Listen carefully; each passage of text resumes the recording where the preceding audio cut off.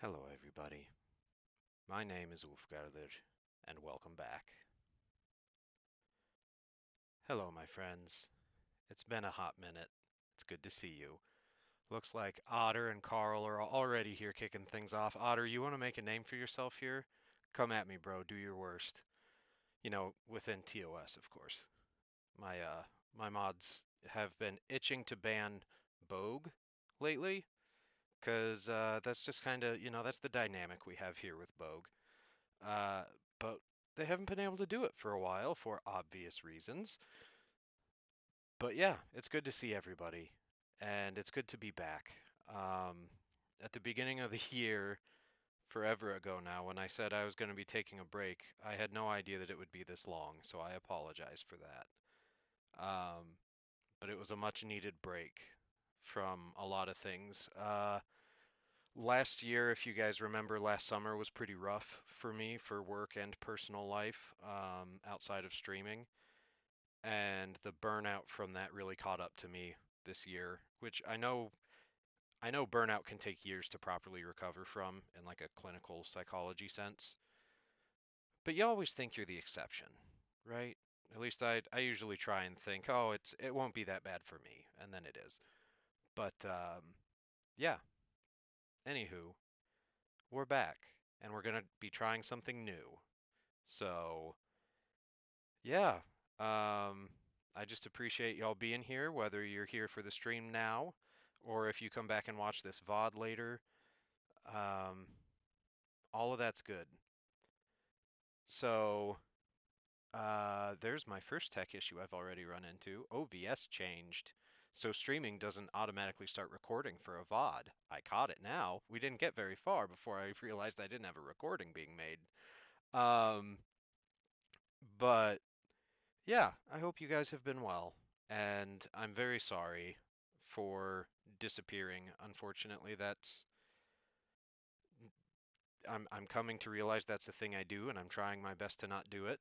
And I appreciate your patience and willingness to wait for this. As Carl and Otter, you've both said, I've been really excited to come back, and especially since I'm going to be trying new things. I know I've said that a few times.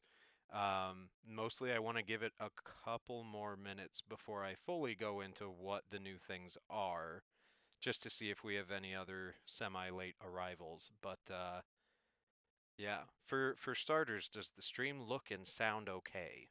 Since it has been a while since I've done this. Um, can you guys at least see and or hear me? I don't know what my delay time is here for chat and for what you're seeing, but I hope it's not too long. Okay, sounds good. Thank you for confirming, Carl. Also, hi, Carl. It is great to see you again. Otter, it is also great to see you. And I know I've creeped on a few of your streams periodically during my quiet time, Otter, and I hope you're doing well. But it's really good to have you guys here. Um, I guess before I get into the exciting new stuff, yeah, today is just going to be a chatting and a talking a lot. We're not going to be playing any game today, but we will get on to something that I'm excited about that we've talked about before, kind of, but we'll do it in a lot. from a lot different of an angle. Um, but some general life updates, I guess, since I haven't been sharing those, even in Discord. I really haven't been on Discord much either. Hey, Rad, for 22 months in a row, holy cow. Hello, my friend, it's good to see you. And also, thank you for subbing for 22 months. I've been inactive for so long, I feel kind of bad, but I appreciate it.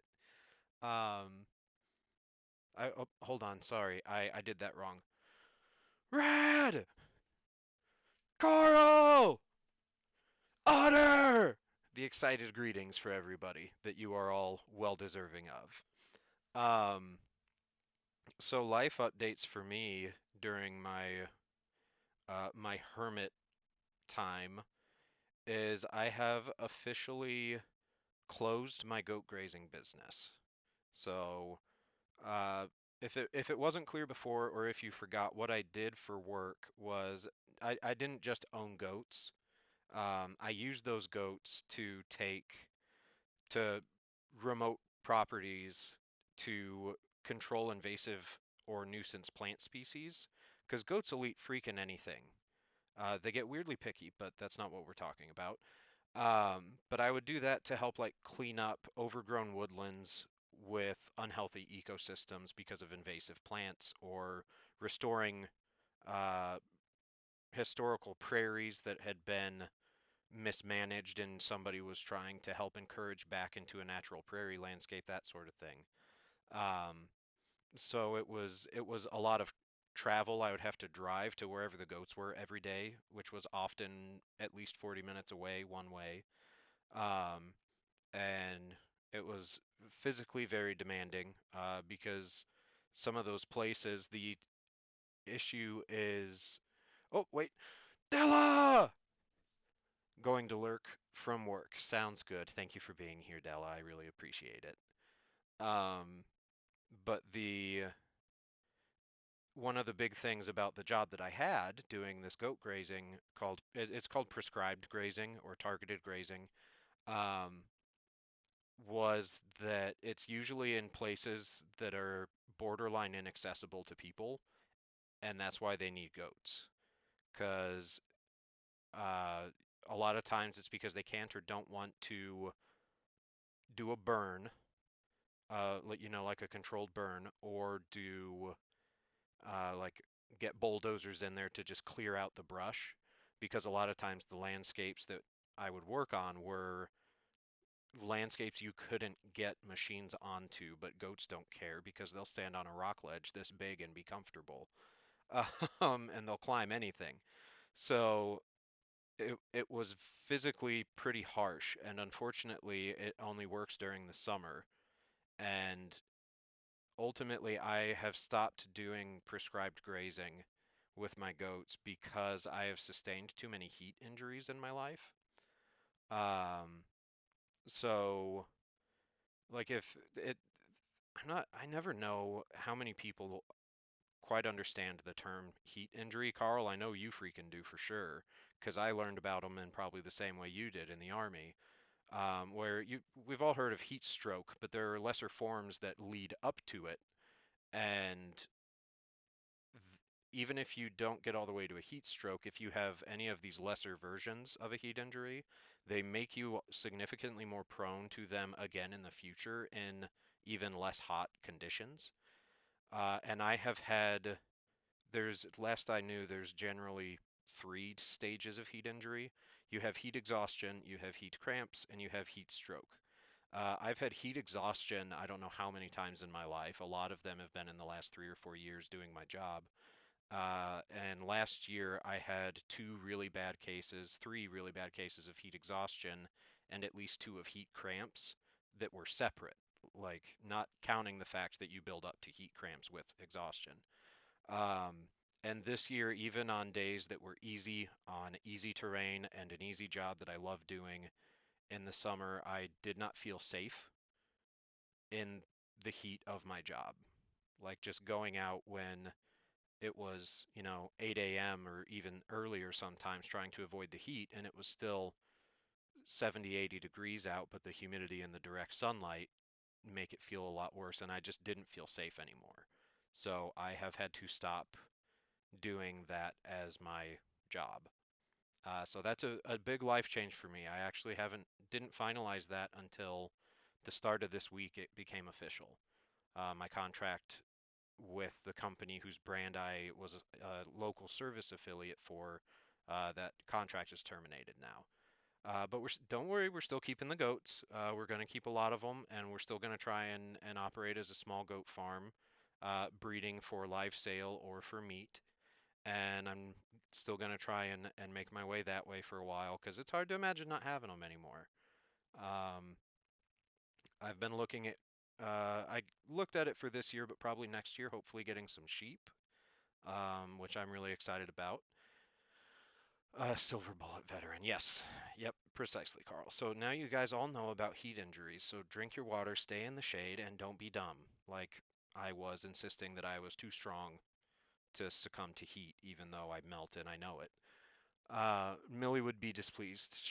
Yeah, she would. And she's gonna be bummed that they don't get to go out to a traveling salad bar every summer, but they're still gonna have it pretty darn good. We spoil the heck out of those goobers when they're home, and now they're home full time.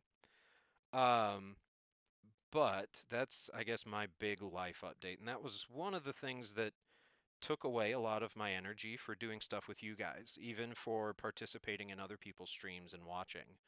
Just that level of socializing, even low energy socializing, I didn't have the energy physically or mentally for. And that's kind of why I stuck my head in the sand for the better part of a year. Again, for which I'm extremely sorry. But we're here now, and I'm not going to apologize for it anymore, not because I don't feel it, but because I apologize way too much, and we need to move on. But so my fun big plan that we're going to do, that I'm trying different. I do want to get back to doing Let's Plays and gaming sessions with friends, but I'm trying something new, and I want to give that its fair attempt before jumping back into doing the stuff we've been doing.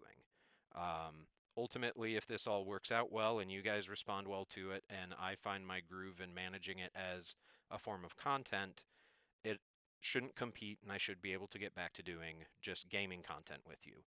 But what we're planning to do, starting this upcoming Saturday, 2 days away, almost exactly 24 hours, we're starting at 1 o'clock, is I'm going to stream, or attempt to stream, a D&D campaign.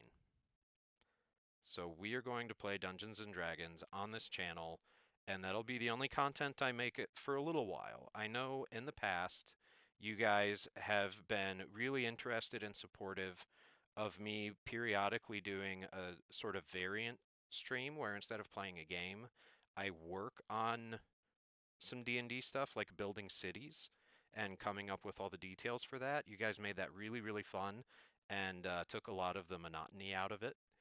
Um, and you're going to be seeing the fruits of that labor. So we're actually going to play.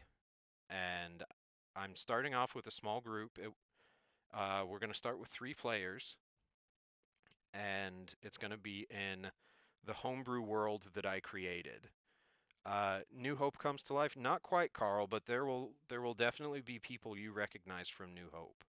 Um, for those of you who don't know, Carl and Rad and I originally met in a Discord server devoted to just role playing your D&D characters so that you could kind of get in their head, or if maybe they were part of a campaign that never really finished or fell apart or just ended. Um, it was a place for you to interact in character to keep those characters alive or to kind of figure out the personality of a new character you were playing for an upcoming game. One second, I need to go do a thing with the cat.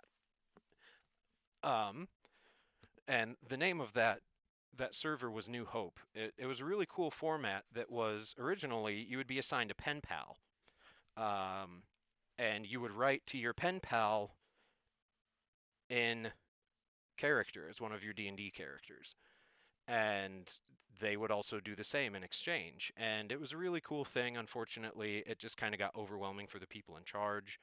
I ran a more text-based role-playing aspect of it just within the server. And it also kind of got a lot for me for a while because I was going through a lot of the stuff I was just talking about with work, and a couple other personal things. But yeah, Carl, you're going to see some familiar faces from New Hope come up. And I'm starting small because with just a three-person player group and then me, specifically because I want to figure out how I can balance running the game, but also doing it while we run a stream, because that's something I've never done before. Um, and a couple caveats I want to put with that is once those streams are live and I get through whatever introductions are at the start of the stream to catch people up on what they missed last time, maybe, or make any announcements, my primary focus is going to be on running the game. So I probably won't be super interactive with chat unless we're on breaks because I'm going to be fully invested in giving my players the attention they deserve. And I don't say that to mean you guys don't deserve it, but they're putting as much time and effort into this as they can to reciprocate the time and effort that I put in, and I want to make sure that they get a rewarding experience for that because at the end of the day, if I can't find the groove and we don't keep streaming D&D anymore, I'm still going to run this campaign with them. And so the gameplay is still the important thing here for me and the stories that come from it. And I want you guys to be able to share in it because they're a lot of fun. And I'm a nerd who gets really passionate about this, in case you hadn't noticed before. Um, but yeah, so this Saturday, we are going to have session one of a brand new Dungeons and Dragons campaign. And so, what I wanted to do today, since I don't know how many of you who are watching this now or maybe later as a VOD who saw I finally posted something, are familiar with Dungeons and Dragons. So the rest of this and the first several actual game sessions I am trying to assume that you know nothing. Because if you know this stuff, I think you understand how important it is to lay a good groundwork for people who are new to the game and the hobby. So bear with me if I'm talking about stuff you know because you have experience. But for Dungeons and Dragons, there are officially a ton of different like worlds that you can play the game in, and they all have their own unique features, rules, um, cultures, all this sort of cool stuff. And when I first started DMing, I wanted to run a game, but I didn't feel like I had enough information about any of those settings, even though there's tons of resources out there for it. I didn't feel like I knew any of them well enough to run a game in them to my own level of competence. So I made my own. You'll hear the word homebrew come up a lot when we're doing D&D adjacent things. And if you don't know the word homebrew, all that means is it's not official and somebody who doesn't work for Dungeons and Dragons made it up on their own. That's all it is. And usually that it hasn't been like monetized in some way because there's a lot of really cool stuff like on Kickstarter and crowdfunding that is available for people to use for Dungeons and Dragons or other types of tabletop role-playing games. Those aren't necessarily always considered homebrew in my experience, but they're still unofficial content. So this whole world that we're going to be playing in is unofficial. I created it and I started it forever ago. And I've run one campaign in this. The original campaign I started and built this world for ran for 6 years. And it didn't finish necessarily. The group just kind of had what what happens in long-running D&D campaigns like that. Life happens, and we just weren't really able to sustain it anymore. But we found a decent stopping point. Um, and I have another campaign I've been running in this same world that takes place 300 years prior. So a fair amount of things are different in that one. And that one I'm still running, and I've been running that one for, gosh, almost 5 years now, I think. I started it in February 2020. Right, like we got 2 sessions in before all the pandemic closures started happening in Iowa. Um, Well, I guess that's not entirely true because Iowa was bad about a lot of pandemic stuff, but we're not going there today. Um, but all that to say, there's been a lot that's happened in this setting, and as I'm sure many of you know from watching me try and tell any story on a stream during gameplay or just chatting like this, I like making sure you guys have the background information to make things make sense. So today, I'm going to introduce you to the world where we're going to start playing D&D on Saturday in hopes that you feel a little bit better prepared to recognize stuff, to understand what's going on, and I think it'll just be easier for you guys who have virtually no experience in this place. Carl, I know you know some of the characters, and you might remember a couple events that were alluded to from those New Hope discussions. But most of this will probably be pretty new to virtually all of you. So I wanted to make sure you're not overwhelmed because I've been working on and still work on developing this entire world setting. This isn't just like one country, this whole world for almost 10 years now. It's been over 8 years that I've been doing this and still ongoing. It is my creative passion project. If you've heard me talk about how I'm slowly working on writing a book, my book is about the D&D games that happen in this world. This world I've created is my Middle Earth, and eventually I'm gonna try and finish at least one book about it. Not that I want to compare myself to Tolkien and his legacy, but that's what inspires me, is those sorts of grand fictional creations. So, without further ado, I figure let's go ahead and get into it. This stream I've titled Welcome to Yvardsaga because Yvard is the name of the world. Yvard is the name of the world. And Aner and Dell ready to cause a ruckus. Oh, Carl. Oh, buddy, don't you know it? You guys will come to know those names, and they are two, I think, of the strongest personalities I've ever made as a fictional character, and they're a lot of fun and two of my favorites to play as a DM. Um, But so Yvardsaga is the name of the entire story of this world because that's from the perspective of my writing and creating a book about this and these stories, that's kind of the perspective I'm shooting for is this isn't just about the characters we follow. This is a story of the world and what happens. Like yes, it follows a much smaller perspective than that, but I'm trying to create a place that feels real so that you hear rumors about something happening somewhere else in the world, and then maybe later you hear rumors of how that developed and progressed, even though we never saw it. We never went there with our characters that we're playing as, but things still happen in the world. The world still spins, and I want it to feel like an immersive place that people get excited to play in or watch people play in. Um, and if I may say so, most of you know that when it comes to tooting my own horn, I'm really uncomfortable about it. I really don't like doing it. It feels awkward, and I rarely feel like I do anything well enough to justify tooting my own horn. Evard and my writing about Evard, I feel is an exception because there are a lot of times rereading stuff I've already written in my manuscript that just make me go, "Did I seriously write that? That that seems too good." Um, But one of the things, if you guys do take to this content and you find it fun and interesting that I've thought about doing, and I'd be open to do, is reading some of what I've actually written in my book manuscript sometime on stream, which I've recorded kind of an audiobook version of what I have, character voices and all.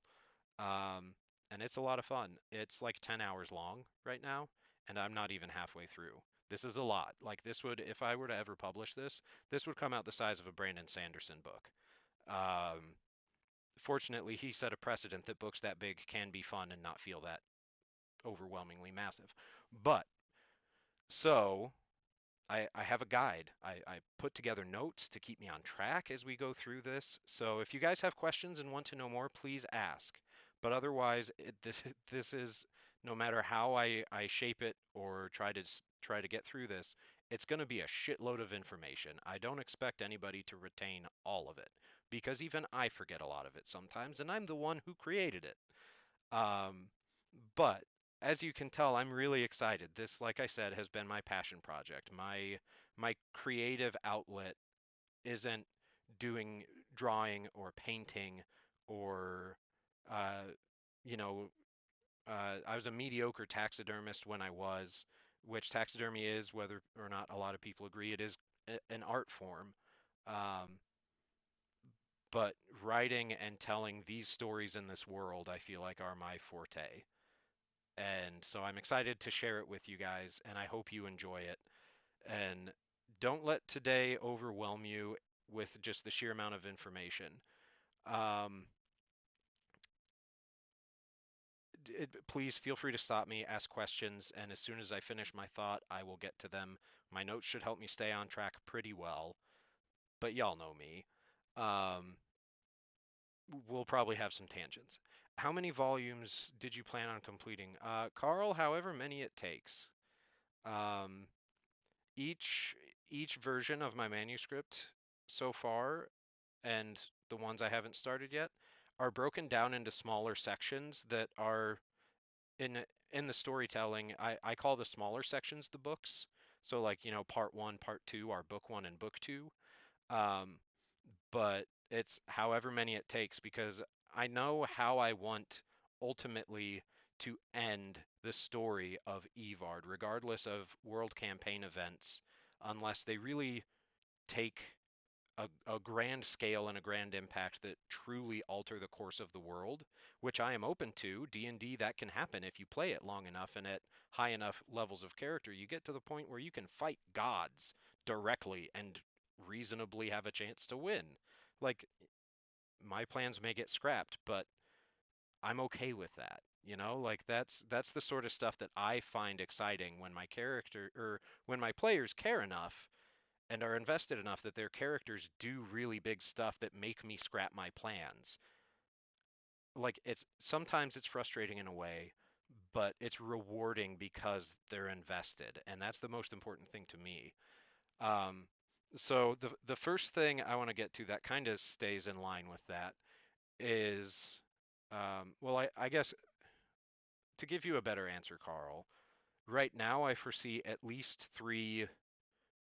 like at least three books that would be on a shelf with what I have so far in what's happened in the modern setting of this world. Just my long running 6 year campaign, there's three novels worth of content right there, is how I would plan to break it up. Um, my Imperial campaign would be a whole other story, and I have no idea what that would come out to. And this new one that takes place in the modern setting, I don't really know how long that'll take and how much writing that would do to convey, but uh, it's a lot. It's a lot, but I am so excited and invested in it as a person with ADHD. It is my hyper focus, and I intend to work on it until I can't anymore. Whether that's my physical or mental faculties fail me at age 90. Like, I'm probably going to be still obsessing over this. Um, so that's my passion for this project, and I'm excited to share it with you guys. Um, So starting off on actually getting to the things on my list, it only took half an hour. The first thing is before we get to talking about the world, an important thing for Dungeons and Dragons is understanding the person who's running the game. Knowing your DM and how they run a game is crucial to understanding what to expect out of the experience. So I want to briefly go over a couple things you guys can expect from me as a DM who's going to be sharing this story with you and helping shape the stories that come out. Um, One, in case you couldn't tell, I'm open to homebrew in D&D circles for especially experienced players. That's important to know.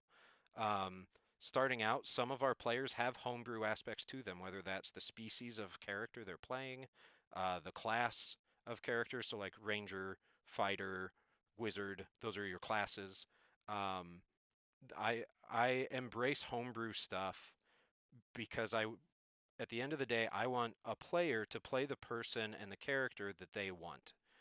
I don't really put much stock in like the meta builds. So you have a couple fighters, you have a tank, you have a healer. I don't require that in my game. I shape the encounters that they come across to either not need that or strictly to be it wouldn't matter if you have them or not because this is the encounter you would find yourself in. I'm very much a you can walk into an encounter, especially if it's through your own mistakes or bad planning, that there's absolutely no way you can win. Like running away is an option, and it should be considered if you are not at a clear advantage here.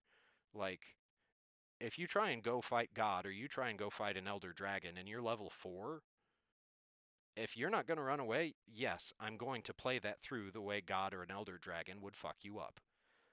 But I'm going to try and make sure you know that you have other options. Um, Catastrophic failures I try to prevent from happening, in at least in one step. So having multiple fail states and like so you can't just oh no a bridge is collapsing and you fail your jump you're dead. Like unless there's literally no way that I can foresee to give you like additional opportunities to make something of out of a failure, then I mean I kind of have no choice. But like that's not fun. It's more fun to get by the skin of your teeth, you know. Especially if you have a character you've been playing for 3 years and are very emotionally invested in. Late, but I made it. Time to lurk. Thanks, Pez. Pez is first character in my world. Eventually died. She was the second player character death that I ever encountered as a DM, and she'd been playing this character for like 4 years. We both literally wept. Like we spent the night grieving because we were so invested. And to be fair, her death was about as on brand and fitting for her character as it ever could have hoped to be.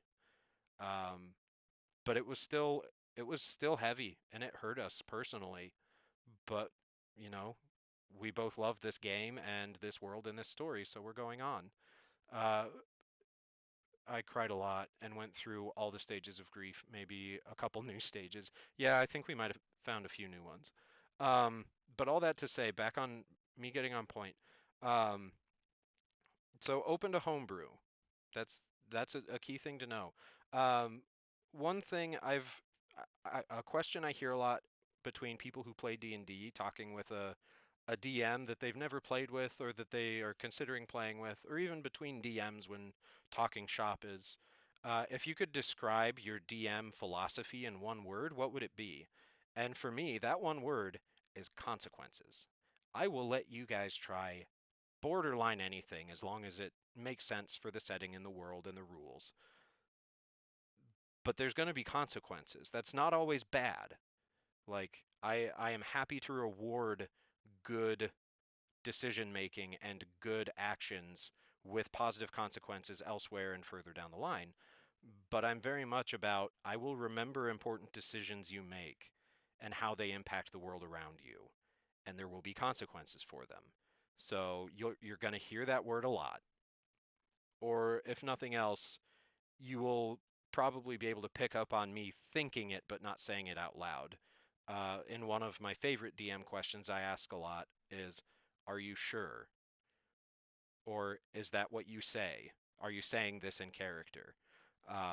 So that's a big thing with how I tell stories and play games, and can it can turn out in surprising ways.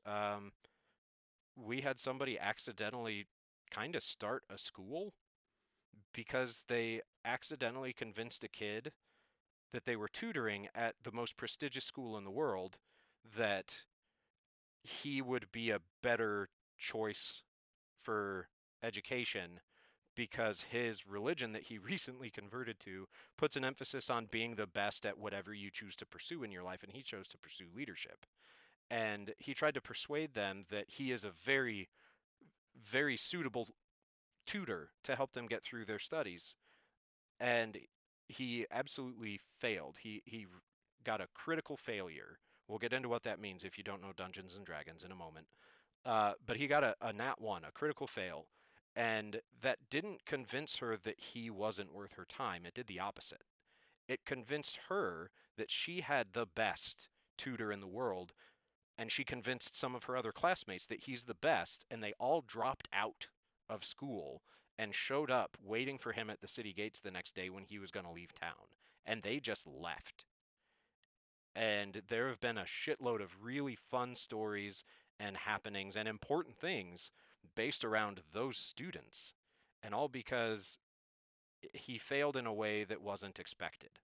And that's what I like to try and do. I like to try and defy conventions a little bit in my storytelling. And that kind of takes me to one of my other points that I want to hit on while we're here. Um, in gaining a gaggle of NPC children, yes, Pez was one of the two people involved in that. The other one was Avetrox, who has been a regular on the channel for since we started. One of my IRL best friends, and uh, I'm sure if he makes it to one of our stream sessions, you guys can pick his brain and chat about all sorts of Evard things, whether that's stories or factoids about the world, because him and Pez are probably the people besides me who know the most about this world as a whole. Um, so he can also help answer questions in chat since I'll be dedicating most of my focus to the game.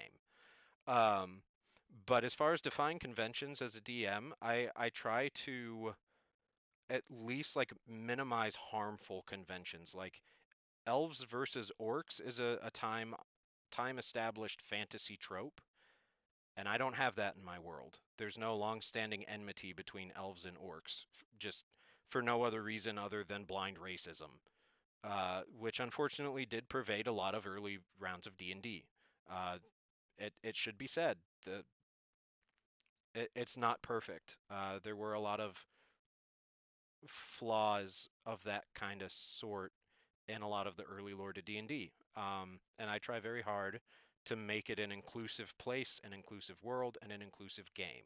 So uh, it's hard to say there's no racism because when you have fundamentally different species of sentient person, like a dwarf, versus an orc versus a human versus a halfling, which is a non-Tolkien version of a hobbit. Um, there are so many like actual physical and anatomical differences. It's hard to be able to say that there would never be any sort of discrimination or anything. And I do my best to minimize it as best I can, but I do make sure that every time it's encountered, it's established that it is fucking wrong. And the person expressing those beliefs is they're either wrong or they're just outright a bad person. And you'll see that a lot about other troubling topics, which there's a lot of stuff that I won't touch um, for the sake of you guys, for the sake of keeping this a fun and safe place. I will get gritty. I will get dark. This campaign will do that, and it will go to those places. But overall, there's just certain things that aren't going to happen because I'm not comfortable doing them. There's not a lot of them, but they're the sorts of things that, if a DM were to try and do them around a table playing live, everybody would be uncomfortable, and I'm not about that. Um, so one of the there's a bunch of forms of inclusion I try to keep in this world and in this game that make it clear that anybody could be a hero or a noteworthy figure. In fact, we'll get to her in a moment, but the most famous woman in Evard in this modern time setting is handicapped. She's missing half of her leg on one leg.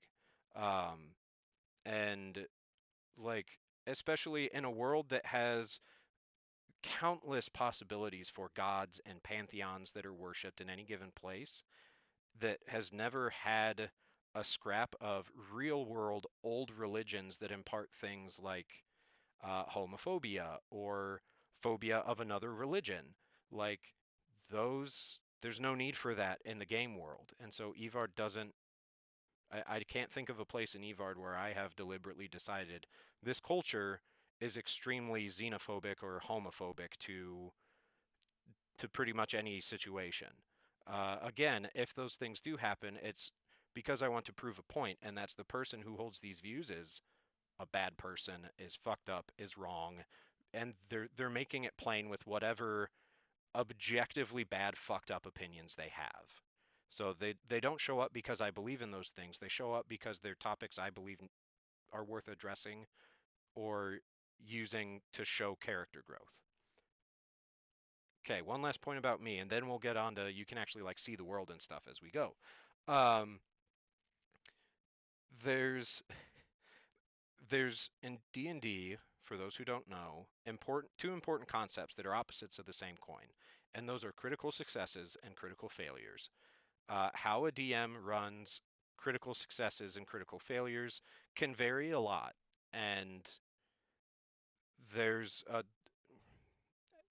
rules lawyers get nitpicky about how they're done, but I'm going to lay down how I handle them here and now as soon as I read Rad's message. Of course, my earphones die right now, right about when you're discussing discrimination and your sounds kick to kick at my phone speakers. Sorry, Rad. I'm sorry my beliefs are too intense for your technology to handle.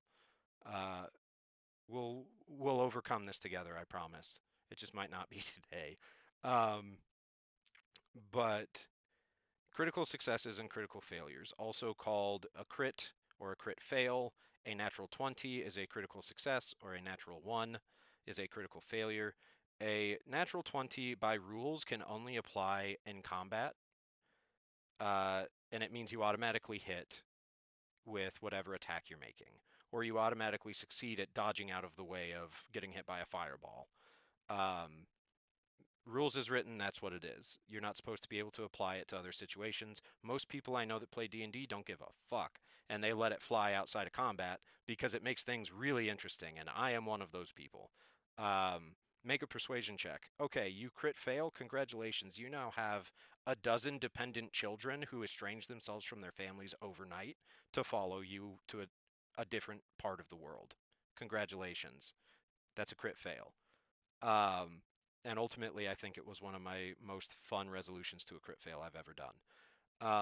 But the way I try and do a crit fail anymore, a crit success is, if you don't have a spell that makes you fly and you want to roll to try and fly, no, like there's no. I don't care if you roll a nat 20, you're not flying. There's no reason for it.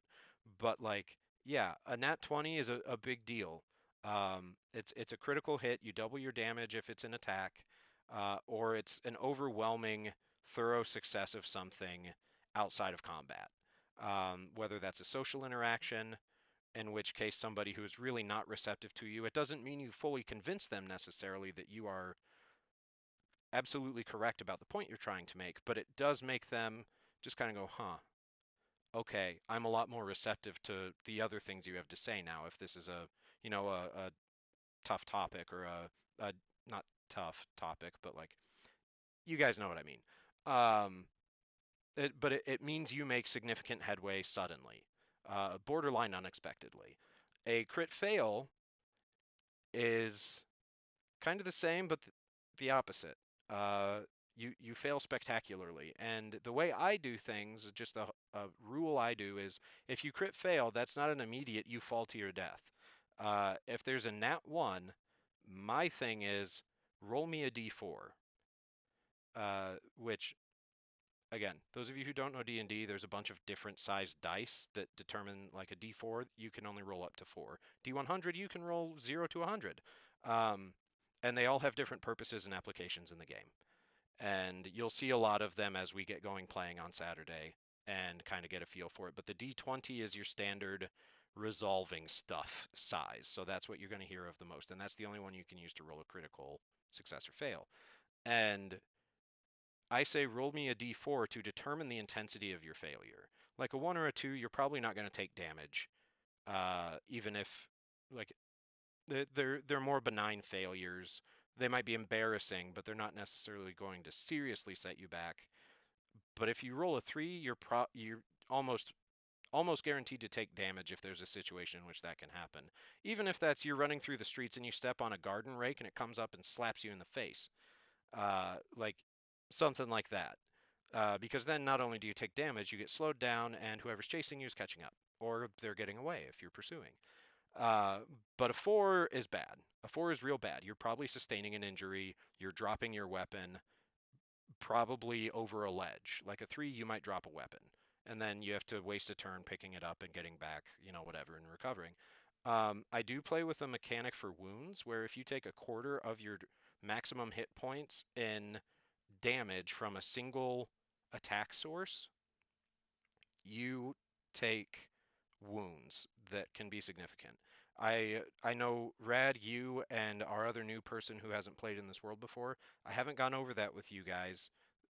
That's something I do elsewhere. We don't have to do it here, but that is a kind of a standard thing I do. But I'll go over that with you guys before we start playing. Um, because some of those effects from wounds can be pretty hefty. But they make things interesting. Like the last thing I want to say about me as a DM before we get into the world itself, finally, is there are DMs out there who unfortunately feel like they need to beat their players. Like they need to win D&D and like they're playing against the players. And that's not how I view this. I want at the end of the day, I want the players and their characters to succeed. But I want that success. It's just success. I blanked on English for a minute. But I want that success to feel earned and mean something. So I will provide challenges and I will try to play them out to the best of my ability. If you have a group of people, drawing a recent example from my Imperial Evard campaign, if you have a group of people whose lives were ruined by the players, or at least they blame the players for ruining their lives, and their whole purpose now is to hunt the players down and pick them apart or complicate their attempts to do stuff, and you finally get into a head-on conflict with these people, and I'm not playing them like they're out to kill, then I'm doing a disservice to all of the story, all of the tension, all of the emotions that the characters have had building up to that point, and it doesn't feel right. So I'm going to play those bad guys like they are ruthlessly trying to kill you. And I'm not going to take joy in it if they kill anyone. But for the sake of a good story, for a good experience, and doing credit to all of the stuff leading up to that, I'm going to play it hard because that's what we're all expecting now, and that's what's going to make it meaningful. But at the end of the day, I want my players to beat those assholes. So I just want to have that stated here for the record. I'm not one of the guys who has to win D&D. My winning is when my players have fun and succeed. Okay, moving on. Now, I've already talked about some of this other stuff early on. Um, so in the world of Evard, there are kind of three natural laws or intangible things I want to mention. Specifically, one, Evard is not a super high magic fantasy setting. You're not just going to walk down the street of some rural village and people are casting spells. A lot of the world is low to moderate amount of magic. Some people go their whole lives without ever seeing it, or if they do, all they ever see is weak magic and uh, like the lowest tier of enchanted items. So when players especially get to like middle levels and high levels and start doing a lot of complicated stuff with magic, people notice. Uh, there are there's one entire nation that distrusts magic as a whole. We'll get to that. It's not illegal, but there are going to be social ramifications if you're walking through the streets of Gareland and just start popping off spells. You, it's gonna complicate your day to do that because people don't like it there. Um, but like magic items are a thing. They're something any adventurer has a reasonable expectation to come across in their career. Enchanted weapons are a thing, same. Um, but you just kind of have to be careful about what magic you use and where. And one of the big important things that I want you guys as viewers to remember about this world that's different than a lot of D&D settings is in Evard there is no there is no necromancy magic that brings people back to life or controls the dead. Like there are spells that let you speak with the dead. You can do that in Evard, but it's weird. It's really weird. Um, the concept of, summoning a zombie, which if you're a necromancer wizard, that doesn't take super long to be able to do. But to just like conjure a zombie or a skeleton, you can't. That's not a function in this world. There is a power that exists to specifically, I guess, among a lot of other jobs they give themselves, but one of their main functions is to explicitly prevent people from figuring out how to do that sort of stuff. Because in the wrong hands, that's a catastrophe. And it's hard to imagine, at least in the sense of the people who have the ability to try and prevent that, it's hard to imagine for them a sense in which being able to desecrate the dead and make them obey your whims could ever be considered a good thing. I know there are a lot of really cool things in other D&D games and fantasy settings where necromancers haven't been evil. They've been doing good. But in this world, it's assumed that somebody trying to do that is nefarious and evil. So if somebody dies, they die, with a couple exceptions. There's one spell in D&D. It is the first like revive a dead person spell that exists that you get access to if you're a spellcaster that can. It's called Revivify. And Revivify only works on a dead body if they've been dead for 60 seconds or less. So it's essentially the EMT getting to the site of an accident and throwing a defibrillator on somebody who's flatlined trying to shock their heart back. That's kind of how it's seen in Evard. You can do it, but even if that happens to you and people in your life find out about it, they're probably still going to look at you kind of funny for a long time, if not the rest of your life, because you were dead and you're not anymore, and that ain't fucking right. Um, so that's an important thing to know about Evard is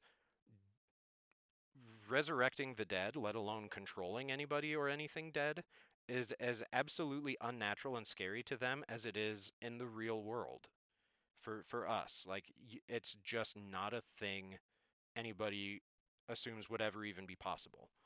Um, and that's a line in my manuscript somewhere as an analogy for that's never going to happen. Somebody says you may as well figure out a spell that could raise the dead because it just doesn't work. And like I said, there are people who actively hunt down people looking into that sort of magic to make it work.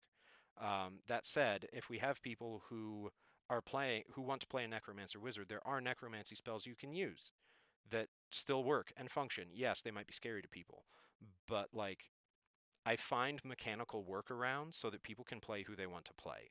If somebody wants to play a necromancer in my game, I make sure they understand this, and then we figure out how we can modify some of those spells to work differently. Um, and we go from there, but that's not pertinent right now. I need to move on. The the last thing I want to explain, and this would probably be an hour's discussion on its own potentially, um, is when writing a book about the events of a D&D campaign, it's really weird to try and explain how a character levels up and how they just suddenly gain new spells and new powers when they level up. And it's not that hard for, a fighter who doesn't have magic.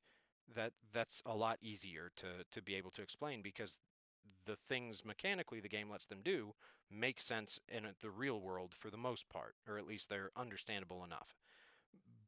But trying to explain that I am a mage and suddenly I have access to a whole new selection of spells that are more powerful, and I have spell slots that indicate how many times I can use certain spells of certain powers. That is a weird thing to try and convey in a book about an immersive world with a magic system. So the way that I have come up with to explain magic in Evard more or less from a spellcaster's perspective is called an arcane estuary. Estuary is a word I feel like a lot of people have heard and kind of recognize, but don't actually necessarily know what it is. So an estuary is think where the Mississippi River runs into the Gulf of Mexico. Somewhere in there, there's a clash and a mixing of fresh water from the river and salt water from the Gulf of Mexico. That collision and mixing point is an estuary. It's where two things collide and intermingle and connect. Um, and so an arcane estuary is what a mage has, regardless of what kind of mage you are, if you're a druid, a cleric, a wizard, or a sorcerer, or any of the others, uh, that is the faculty a spellcaster in Evard has that allows them to cast spells.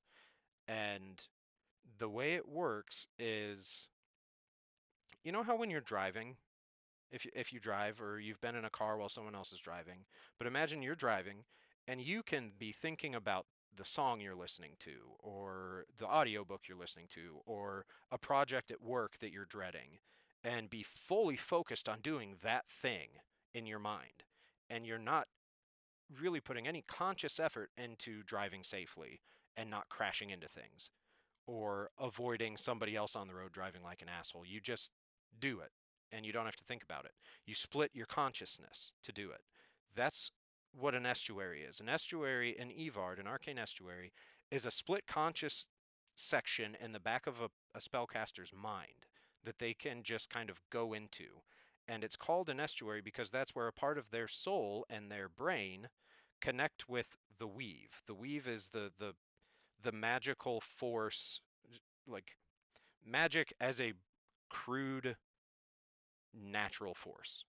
Like everything is connected to the weave, even the air and things that can't be quantified, invisible things, concrete things.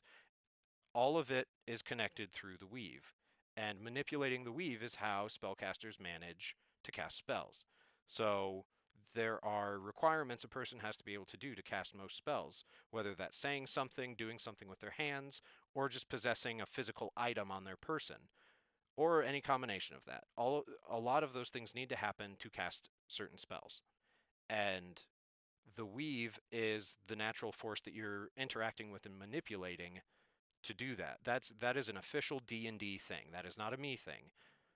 But this estuary point where the weave, the raw magic force that defies nature and even eludes the gods' understanding, it connects to a spellcaster's mind in this little pocket dimension split consciousness thing where you can be walking on the road, you can be in the middle of a fight and be fully aware of what's happening.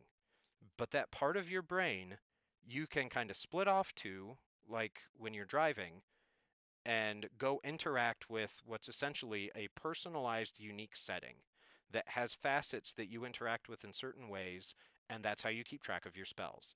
That's how you know how many you can cast, what level of spell slot you can cast, and like meditating and working in your estuary, like when you're at rest, is how you grow in your power. That's how you level up in the game world's notion. So like somebody could have their estuary for them when they go there in their head could be like a garden where they go plant crops or they till the soil, and that's showing time and dedication spent interacting with the natural force of magic that is the weave. And so the weave eventually gives them insight, gives them knowledge, or just outright gives them new abilities because it is pleased with what the attention and the care they've been showing it. They've been respecting the weave and acknowledging its existence and importance in their life. So it rewards them by doing these things. But usually they require work. Like you may have somebody whose estuary is a workshop where they have to tinker with stuff in the back of their mind and try to make things.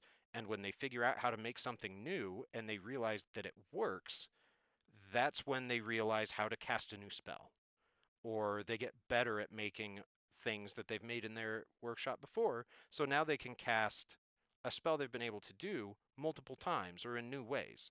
So you'll hear references with spellcasters talking about estuaries in Evard. These are important. It's a difficult topic to explain with any less time than I've already taken, and it's one we'll probably come back to talk about at some point. But I want you to at least be familiar with that concept if you're going to track any references to it during gameplay, is that an estuary is a thing in a person's mind that lets them cast spells, and they're secret. You're never supposed to talk about the details of your estuary. You can talk about certain things, like I have this particular thing in my estuary that I can interact with, but it's being weird, and I don't know what it means or what it will let me do if I figure it out. Like that you can say, but you can't say, okay, in my estuary, I have a dozen new candles up against the wall, and I don't know what it means if I light them or snuff them out, because normally that means I can cast my spells, and the lights show me how much spell power I have left. But these new ones don't correlate to that. You can't go into that much detail, because it's believed since the weave connects all things, a really powerful mage of some kind could, in theory, with enough detail about your estuary, invade your sacred soul space that you share with the raw force of magic. So people don't talk about it. That's a big no-no. If they do, that is a huge sign of trust to even give any concrete detail about their estuary at all. Even just saying, my estuary looks kind of like a courtyard in this city. That's too much. So you're aware of that. Now we'll move on. We've been streaming for an hour and we haven't even seen the map yet. Well, guess what? Let me check my notes, but I'm pretty sure it's time. Okay, yes. Those are all those things. I've been rambling. Feel free to take a break if you need to. Do I have a drink? I do have a drink. I've switched to uh, to zero sugar sodas in the house because I was drinking too much full sugar Coca-Cola and I got fat. But from the start of summer slash when you guys probably saw me streaming last, I've lost 20 pounds. So we're working there. We're getting there.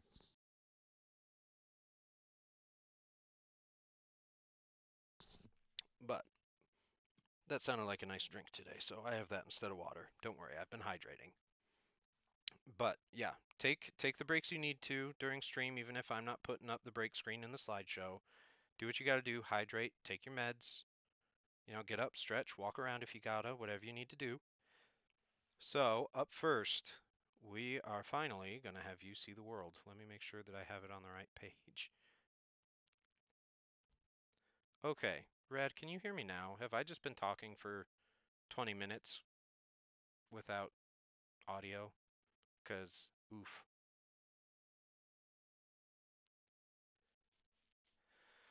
Well, at least I said the long-winded versions of everything, and now I can really find a short way to say things to get up to speed. 'Cause, oh boy,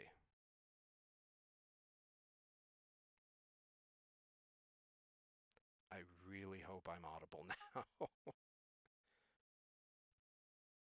Yeah, my audio settings on this page had other audio settings, but they didn't have my headphone mic even coming in. So, the joys of creating new pages like the same day as the stream, because I thought about what I'd go over. I prepped what I'd go over. I forgot about formatting and checking my OBS stuff until this morning. Okay, at least as far as I can tell, I am audible again. So I'm gonna try and do the quick and dirty version of this again. So, all right, you've got Garland here in the red. Garland is based very much on Viking Age Scandinavia as far as um, culture, clothing, values, behaviors, fighting styles as a nation and an army. Because when I was creating the world, I had a lot of places to fill in. I'd just gotten into reenacting. Uh, Never mind that Gairland has very little water, and Viking Age Scandinavia was all about water and sailing. I've tried to make it work. Um, Barrett Hold over here in the purple is their historic enemy, and that's more your standard fantasy medieval setting. Castles, noblemen, and courts, a monarch. These two countries, between them, there's this empty space. It's yellow, but that's a geographical feature. That is not a nation or a border marker of any kind. The grasslands in this part of the world are gold, like wheat colored, but they're grass. They're prairies for the most part, but they're golden. So it just looks that way from a satellite image, because Evard has satellite imagery. Um, but so these two rivers, this one here next to Barrett Hold is the Barrett River, from which the nation is named. It is the largest river in the world, both in length and width. Think of it like the wide parts of the Mississippi, where sometimes it's a mile wide in some areas. That's the Barrett River. A lot of parts of it are about a mile of bridge to cross. Um, Another one of the world's biggest over here next to Garland. For reference, it's called the Olfasa. But between these rivers is uh, what was called the Midlands, but now is known as the Fringe. Uh, the the Midlands was a place of war between these two countries because they both became uh, empirical at the beginning of the last historical age. They started expanding in all directions very quickly and annexing territories, annexing peoples, as empires do. But then they collided against each other between these rivers, and they waged war for 6,000 years. And yes, there were times in there where technically there was functionally not a war going on, but they never declared peace. So when fighting did start again a generation or two later, it was still not a huge surprise because they were still technically in conflict. Um, but the time in the world that we are starting this game on Saturday is the next historical age and is literally named the age after the empires. The year in the world is 329 AE, AE being after empires. The two nations fought for 6,000 years, and they both became subject to rebellion within their own holdings because 6,000 years of taxing people, wartime tax rates, demanding resources, demanding people and manpower to go fight and die in a war that lasts that long, everybody had had enough of it. And so they both kind of imploded, and this is what's left. Um, so their peace treaty had said that neither of them was allowed to set a single troop's foot across the river into the Midlands, then now the Fringe. And so the tensions between them, even 329 years later, have been pretty hefty. There are other developments to that. We'll get there, but they still don't like each other. Like there are elves. Elves between the two are a lot more likely to be found in Barrett Hold. Significantly stronger in the sense of more prevalent elven population in Barrett Hold. Garland is largely humans and tieflings can happen all over the world. Pretty much any species in Evard can, with few exceptions. But like tieflings are associated as a species with coming from Garland, just because they have a higher demographic than most.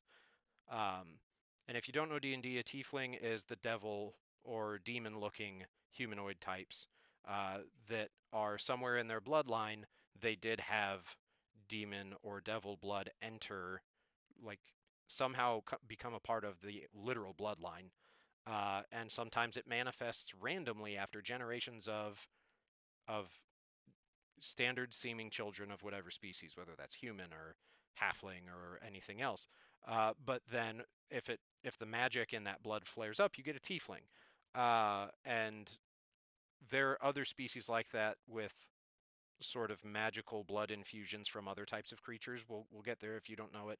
I would suggest just look up on D&D Beyond in the species sections. You can read about it. There's so many. I can't get into those here with everything else we're doing. But there are elves in Barrett Hold who were alive for the end of this war because elves can live for up to 1,000 years naturally. So a lot of honestly like leadership, nobles and generals and such in Barrett Hold were alive for the end of this war. And it's that they keep a lot of those tensions and suspicions of Gerland alive, and Gerland most for the most part isn't human, but they still keep those tensions alive too because Barrett Holdmate also does. They don't like each other. They don't trust each other. Gerland is the nation I mentioned earlier. I hope the sound was on for that part where um, they don't trust mages. They don't trust magic. Just in general as a culture, some people are fine with it, but that's an individual basis. It's not illegal anywhere necessarily, but if you walk through the streets of Garland popping off spells, there are going to be social ramifications and possibly legal ones, depending on like what happens with the magic you're using. Not because you're using magic in and of itself, but they might find reasons to give you legal trouble because they don't like it. They associate it with Barrett Hold because Barrett Hold's armies during their war used magic, and Garland didn't, so they don't like it. Anyway, all that to say, the space in the middle, this space here is in the modern day called the Fringe. This is what they fought their war over, was this whole territory, with the exception of this city down here. Nobody wanted it. We'll get to that later. Um, but the Fringe, as part of the peace terms, had suddenly, very suddenly, no overseeing authority. So it was pretty much everybody left to fend for themselves after their land had been ravaged by war for thousands of years. And most places fell.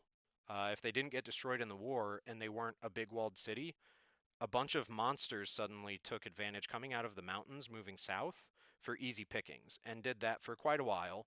And a lot of the small villages got destroyed. This place, there was a point in time where there were literally 4 cities in this whole region, and they're all marked on this map. Um, so yeah, wasn't great. Um, we can zoom in so you can guys can see things a little bit better here. Um, but yeah, so each of the major cities here are essentially city states. They oversee themselves and the immediate area around them, and that's it. They're pretty self-sufficient. They have a lot of rivalry. Um, but the peace between the old empires means they're not neither country is supposed to set foot across those rivers in this territory. So they couldn't do anything to help. Yes, Pez, that was about 10 minutes ago, and I figured out the source, and now I'm trying to recap everything that I talked about for 15 or 20 minutes while I had no audio recording. Um, but the what I'm more or less caught up now to where I was trying to go before. With the end of the war, I mentioned the most famous person in Evard. She's a household name. She became famous at the end of this war. Because at the end of the war, Gerland tried a ballsy move where they marched their armies up into the mountains to flank the entire war front, and then they chopped down forests up there to build boats to sail down the Barrett River from the headwaters and attack Oppering, this city right here. And they tried to blitz them with it. The whole point was that it was supposed to be sudden, unexpected, and overwhelming, because this was where Barrett Hold ran the war from. This was their operations center. If that fell, they would lose the war. And they were both already losing the war because they were already facing rebellion in their imperial holdings. But a Beridian spy over here in a city called Hythabu on the opposite side of Garland figured out what they did and that they were in the mountains and that that was their plan.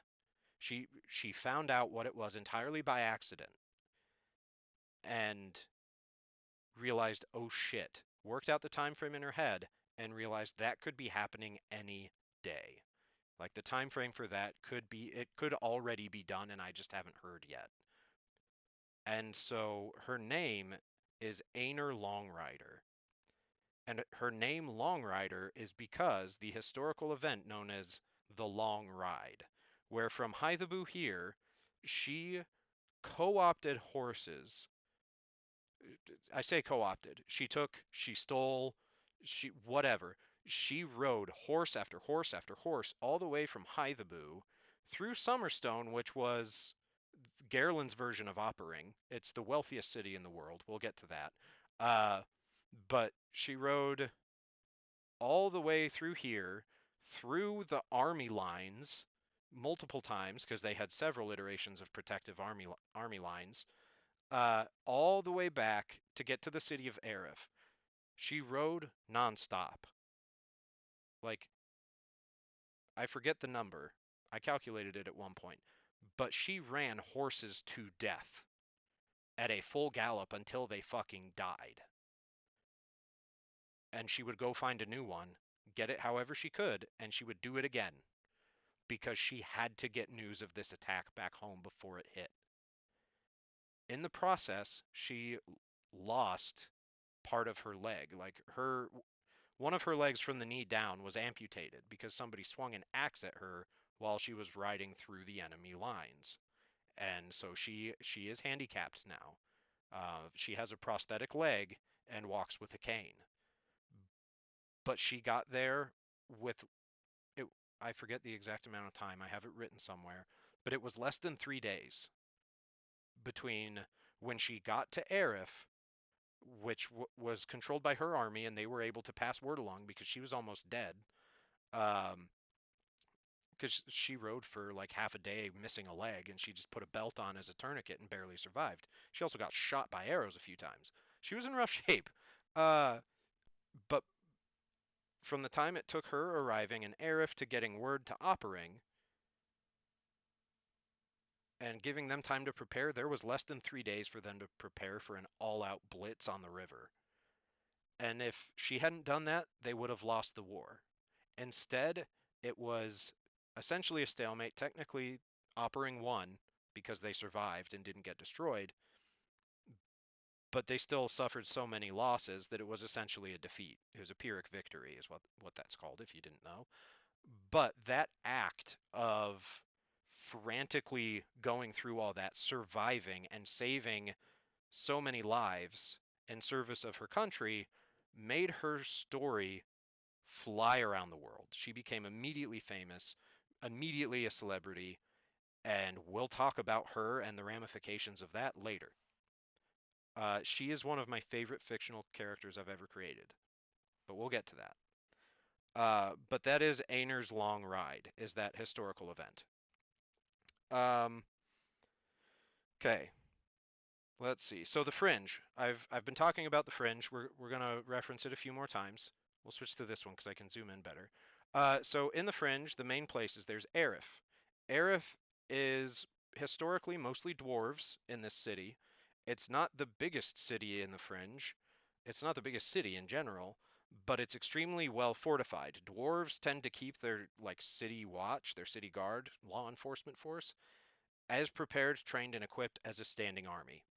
Pretty much anywhere in Yvard where dwarves are the majority population, that's the case. So the city is extremely well fortified. That said, previous world events recently, like these were the events of my long running 6 year campaign that started me building this world. The city of Arif was taken, it was conquered by what was believed to be a band of loosely operating but semi-organized raiders. But it turned out they were extremely well organized. They were extremely larger than anybody in the territory gave credit, and they took Arif in a day. They they blitzed it. They kind of did what the Garish army did coming down the river, but they marched down from the mountains and took Arif in a day.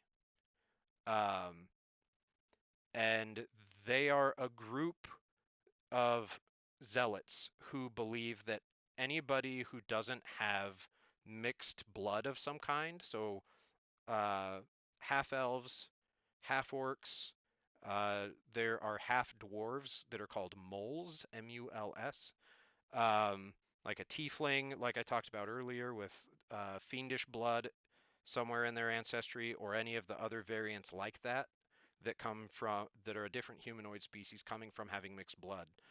uh, this group believes that those are the people who are meant to rule the world, the mixed bloods, because of how so many people in other parts of the world are subjected to slavery, and how many of them are mixed blood slaves. And so it kind of created an extremism and a fanaticism belief of revenge, subjugate the purebloods. And that group is called the Bastard Pharaohs. That was the name of the campaign, my very first campaign I ran that created this world around it. So the Bastard Pharaohs took Arif, and they held it for a while. Arif has the world's most prodigious and productive silver mines.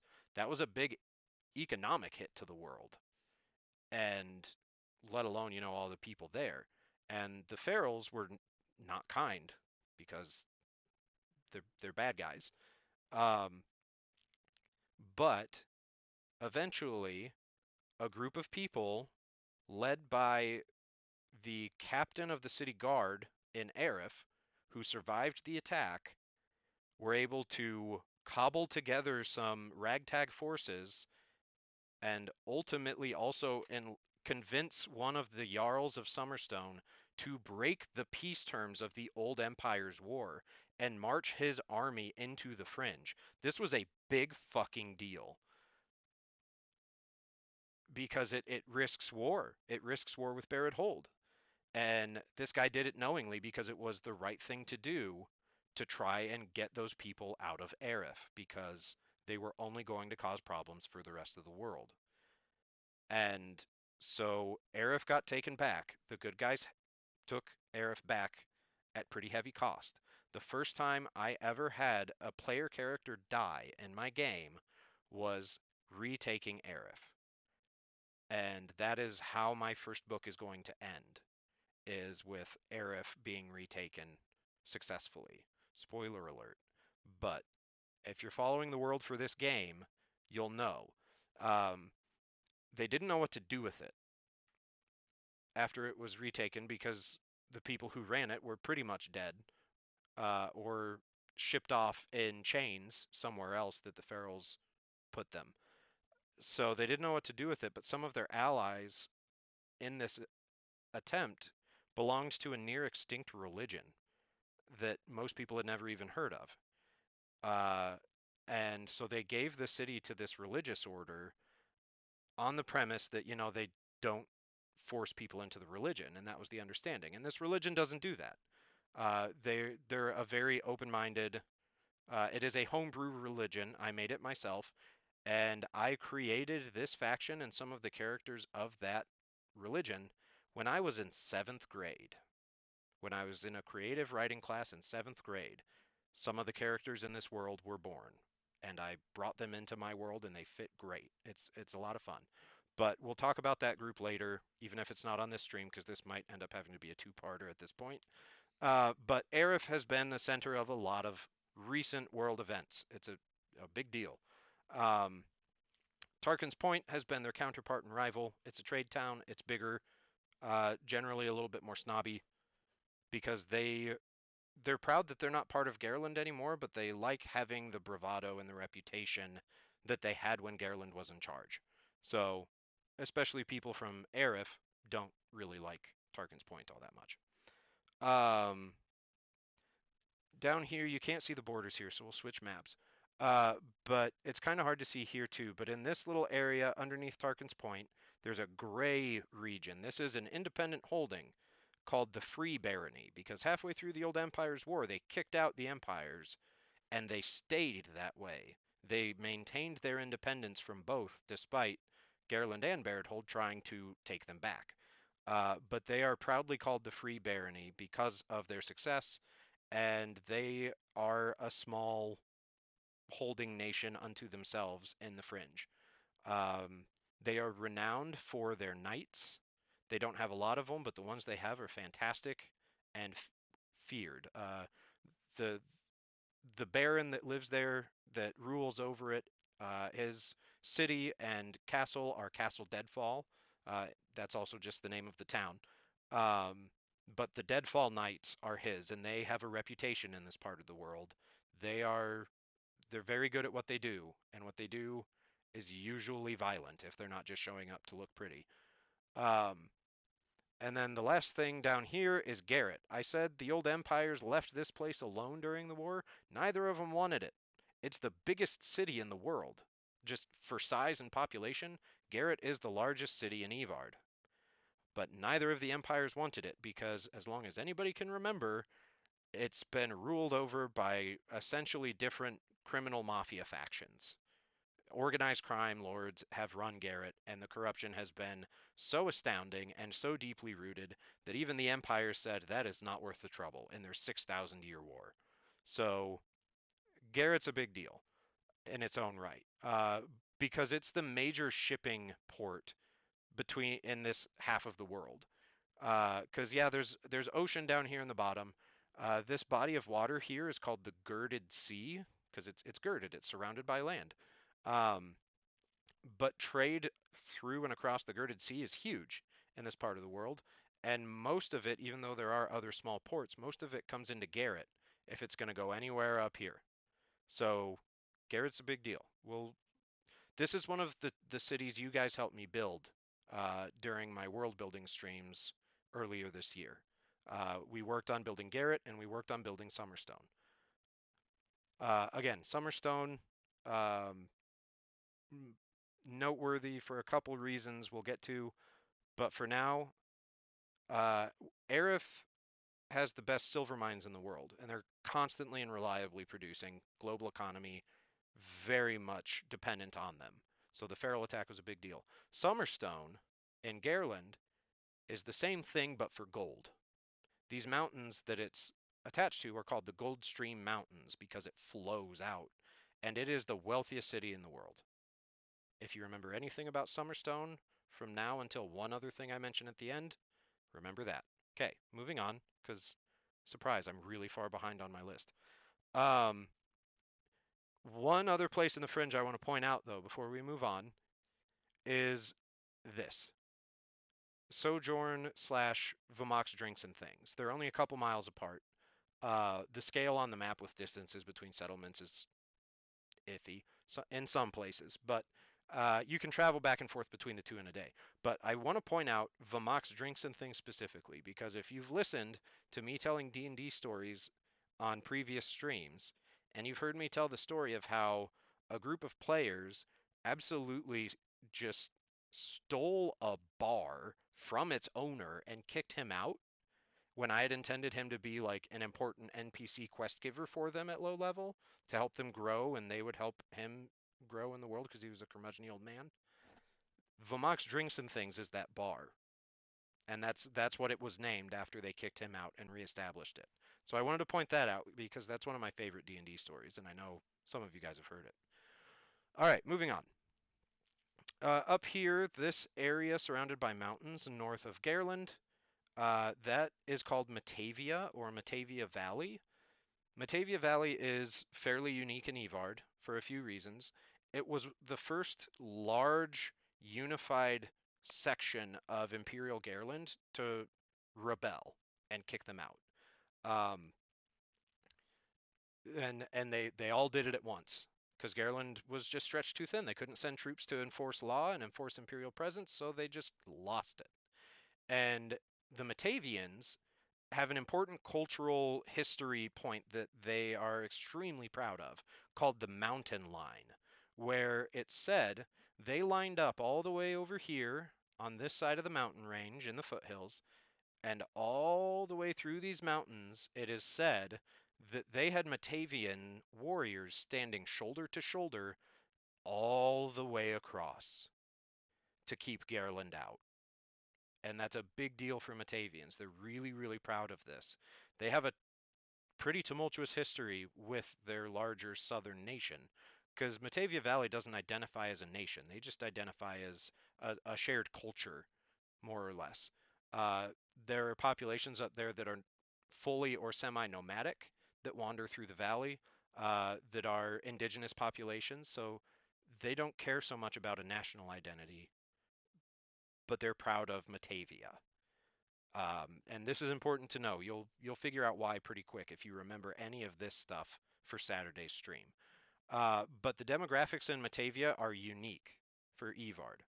Um, you have In no particular order, you have dwarves, you have all three kinds of goblinoids, so that's regular goblins, bugbears, and hobgoblins. They're all in there.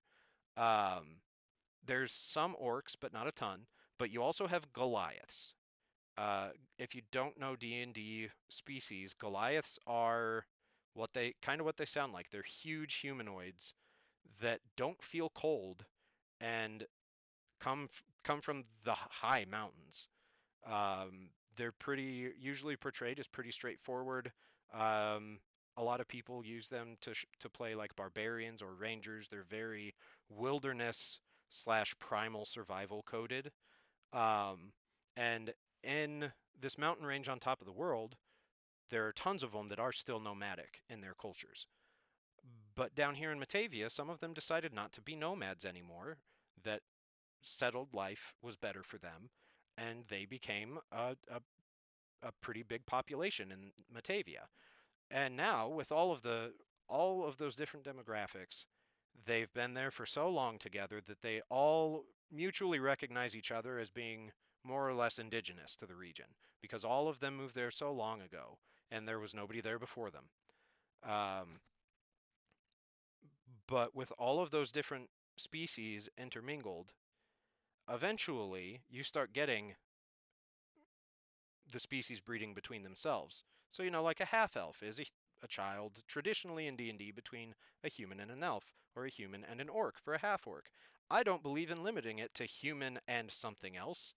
Uh, so I have tried to enable there to be other mixings of species in the world, and Matavia Valley is one of the most prominent cases of this. There is an entire group of mixed blood species that are a combination of traits of all of these different groups that in Matavia are collectively called Fjalkeen. You can have a half bugbear, half Goliath. That's a Fjalkeen. You can have a half goblin, half dwarf. That's a Fjalkeen. They have their own terms for these particulars, but they all have this shared cultural identity together that encapsulates them as unified Matavians, even though some of them are very physically quite different from each other on like a species biological level. Um, but Matavia is one of the more recently developed in detail parts of the world over the last 8 years, and it's been a lot of fun. I'm really proud of it. I'm going to move on. That's all you need to know for now. Except there's one settlement missing. Right here in this open space before you get into this forest, there's a settlement there called Arkun Gorba. It'll be on the map eventually, but you will hear that name pop up from time to time because reasons. Um, okay, we're like halfway down my list, and I'm focused. This may not seem focused, but I promise you I am. There's so much more I could be saying. Einborg, down here in this region. Uh, Anymore, Einborg is essentially a collection of independent city-states that still pretend like they're a country. They don't have an overarching authority figure, really, except for a council of councils, more or less, where the people in charge of each of these big cities, they all kind of try and work together to solve big scale issues between them, of which there aren't a ton except one. Ooh, Rad says hydrate. Okay, thank you, Rad. I appreciate it. I have a sugar-free soda as my hydration for now, because that's what's handy. But I will hydrate properly later. Okay. Um, so Einborg is there's a reason it's pretty much nothing but independent city-states left. About the same time as the Old Empire's War was ending, there was a whole other conflict happening down here. There are multiple tribes of indigenous peoples that are native to this desert in the middle of Einborg and a lot of the arid areas around it. Don't have a border to show their ancestral lands, but it's pretty much this solid road is the northern border all the way over to like here, down to the coasts, pretty much everywhere over to about here. All of that was ancestral land for the indigenous peoples of this country, or not of the country, but of this region, including the desert. Some of them rarely left the proper desert. but they're all nomadic and very proudly so. But they were kicked out en masse a long time ago by the settlers of what became the nation of Einborg. Um, and they were kicked out very violently. It was a long conflict before they were all formally, like, properly driven away out of their homes.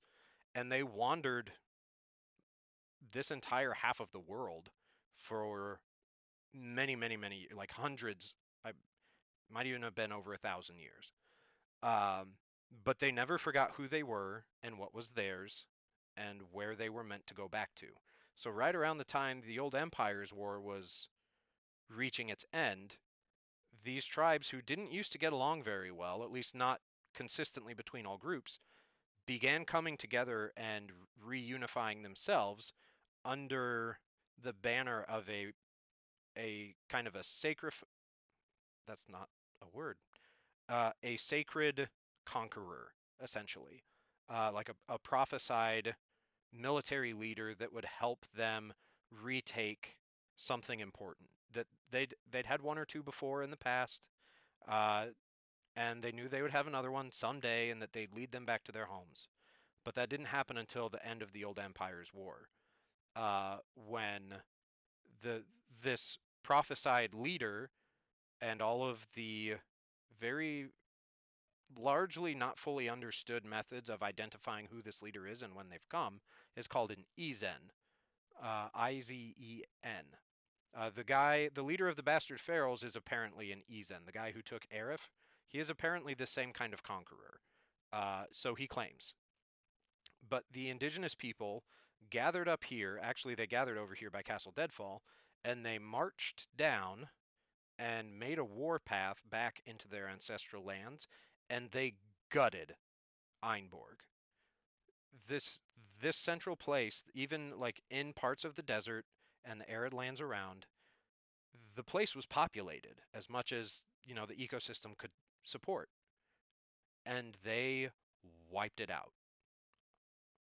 Pretty much all of it.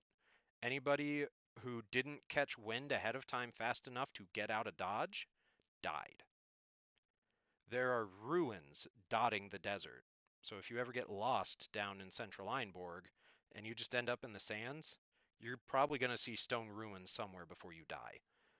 And the nomads just celebrate them every time they pass because it's a reminder of their victory and their return home. That entire thing is called the Reckoning in Evard history. So the Reckoning is when the Sand Sage nomads is the name for all of these different tribes of people. Uh, when they returned home, their lost period when they were gone was the Wandering, reasonably named, I like to think. But then the Reckoning was when they all came together and got their home back. And pretty much to everybody except them, that was a horrifying world event because nobody knew if they were going to be content with just their ancestral lands back or if they would maybe want to expand. But these couple of, we'll get to the zoomy map now. These couple of cities over here that are part of Einborg, Boltis and Hartik, are both extremely well fortified, and they're technically just outside the ancestral lands, so the Sand Sage didn't give a shit. They didn't even bother. Good Faith is a small port town on the coast. It does fall in the ancestral lands, but they had a good history with the nomads before the wandering happened. So much so that even after over 1,000 years, the nomads remembered that good faith had always been good to the Sand Sage peoples, and they spared this town, and they still live on good terms with them today. But everything here, this was populated, and it got wiped out. There's a major fortified city right here at this intersection, gone. Delorn over here is the capital of Einborg on paper. Uh, it is one of the largest cities in the world, and up until earlier in this world year, in 329 AE, it was the slave trading capital of the world. It's not anymore. Delorn recently went through an event called the Raising of Delorn, and yes, it was razed to the ground. There's not much left there anymore, but people are trying to rebuild a better, not slave-based place to live. Their horrible and violent history finally caught up with them. And the Sand Sage got involved, even though it wasn't their ancestral land. They were invited to help kind of still even some of the bad blood in their favor. Because Einborg still to this day doesn't trust the nomads, but they know not to fuck with them, so they let them do their thing. And the people who were behind the raising of Delorn got the nomads involved. And now everybody in the world is afraid of them again. And recently, the nomads were said to be marching north to a war going on up by Garland, and then they just stopped and went home for reasons nobody quite knows yet. I'm excited to go into that in the game because the reasons for it are, I think, pretty unexpected and quite fun. But that is Einborg. Moving on. Over here, we have Ferelia. Ferelia is, I mean, technically it's a couple islands. Most of them are really small, but it's considered one island. Ferelia is a trade nation. They kind of have to be as an island nation, but Ferelia is complicated in that they have very strict requirements for citizenship or even travel visas to visit. The red tape to ever go to Ferelia is a lot, more so than anywhere else in the world, really. Because Ferelia is essentially by invitation only to live there. And the people who get invited to live there are indisputed masters of craft and trade. So if you want to describe something as the best in the world anywhere in Evard, you want to say, that's top-notch shit. Nothing is its equivalent.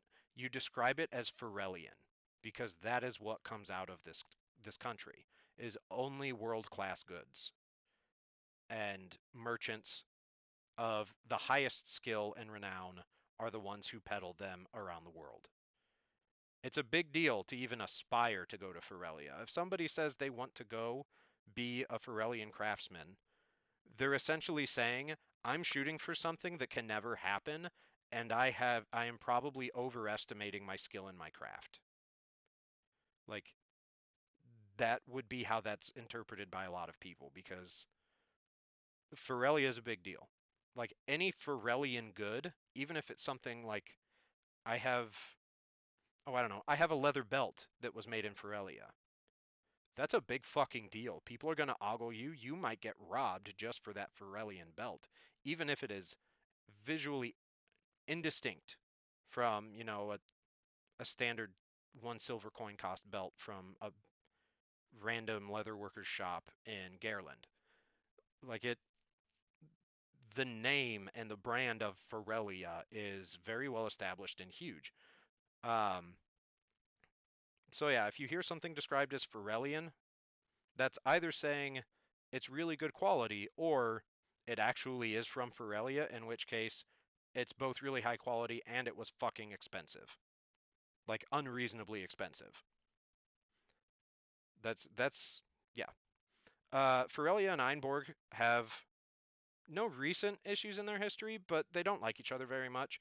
Einborg historically, not factoring in the nomads and the indigenous peoples that were kicked out, but the nation of Einborg and its people, a lot of them leave the country, or at least their hometowns, and become adventurers or sailors or mercenaries, just because in that part of the world, it's pretty arid. It's hard to sustain large populations consistently, and they're right next to the ocean where, weather and natural disasters can happen pretty unexpectedly. So it's a brutal landscape to live in, and a lot of people without any particular skill set would leave and just learn how to fight or how to sail. And so somebody from Einborg might have, I guess, I'm not sure where that thought went. My brain's going a million miles a minute, in case you couldn't tell. Um, but Einborg produces a lot of traveling people, particularly if they are either fighters or sailors of some kind. Um, a lot of mercenary companies from Einborg can be found all over the world because they take contracts pretty much to get away, even if their full-time residence is still down here. Um, that being said, Bedlam we'll talk about another time, but I really like Bedlam. They have a cultural festival called the Week of Days, where each day is an homage to the different Sandsage people from the Sandsage tribes from Einborg's deserts.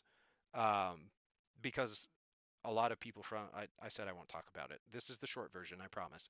A lot of people from over the years that have left the Sandsage tribes to settle and be non-nomadic.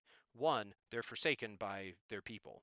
The active Sandsage tribes of Einborg's lands, they're dead to them if they leave, with the exception of one tribe. One tribe doesn't care if their people leave to live settled life. They make use of that. Um, but a lot of people from the tribes that have left over the years to live settled lives have gone to Bedlam and settled there. So there's a cultural celebration week every year where each day is a celebration of, the different tribes and their strengths, their histories, and people from all over the world travel to come to this event. It's a big deal. Uh, the very last day is a sore spot because the week of days, all days of the week for the tribes are pretty accurate, as accurate as they can be without getting to interact with, the source material of the actual tribe over in the ancestral lands, with the exception of one. One is horribly inaccurate, and it pisses those people off, the people of that tribe that they attribute this day to, where essentially it's the running of the Minotaurs because it's a tribe historically largely based on hunting and pursuing and tracking as their main methods of survival. And that kind of got appropriated badly over the years in a way that was profitable, so it perpetuated. And now there is a running of the Minotaurs through the streets of Bedlam every year, and it's a time.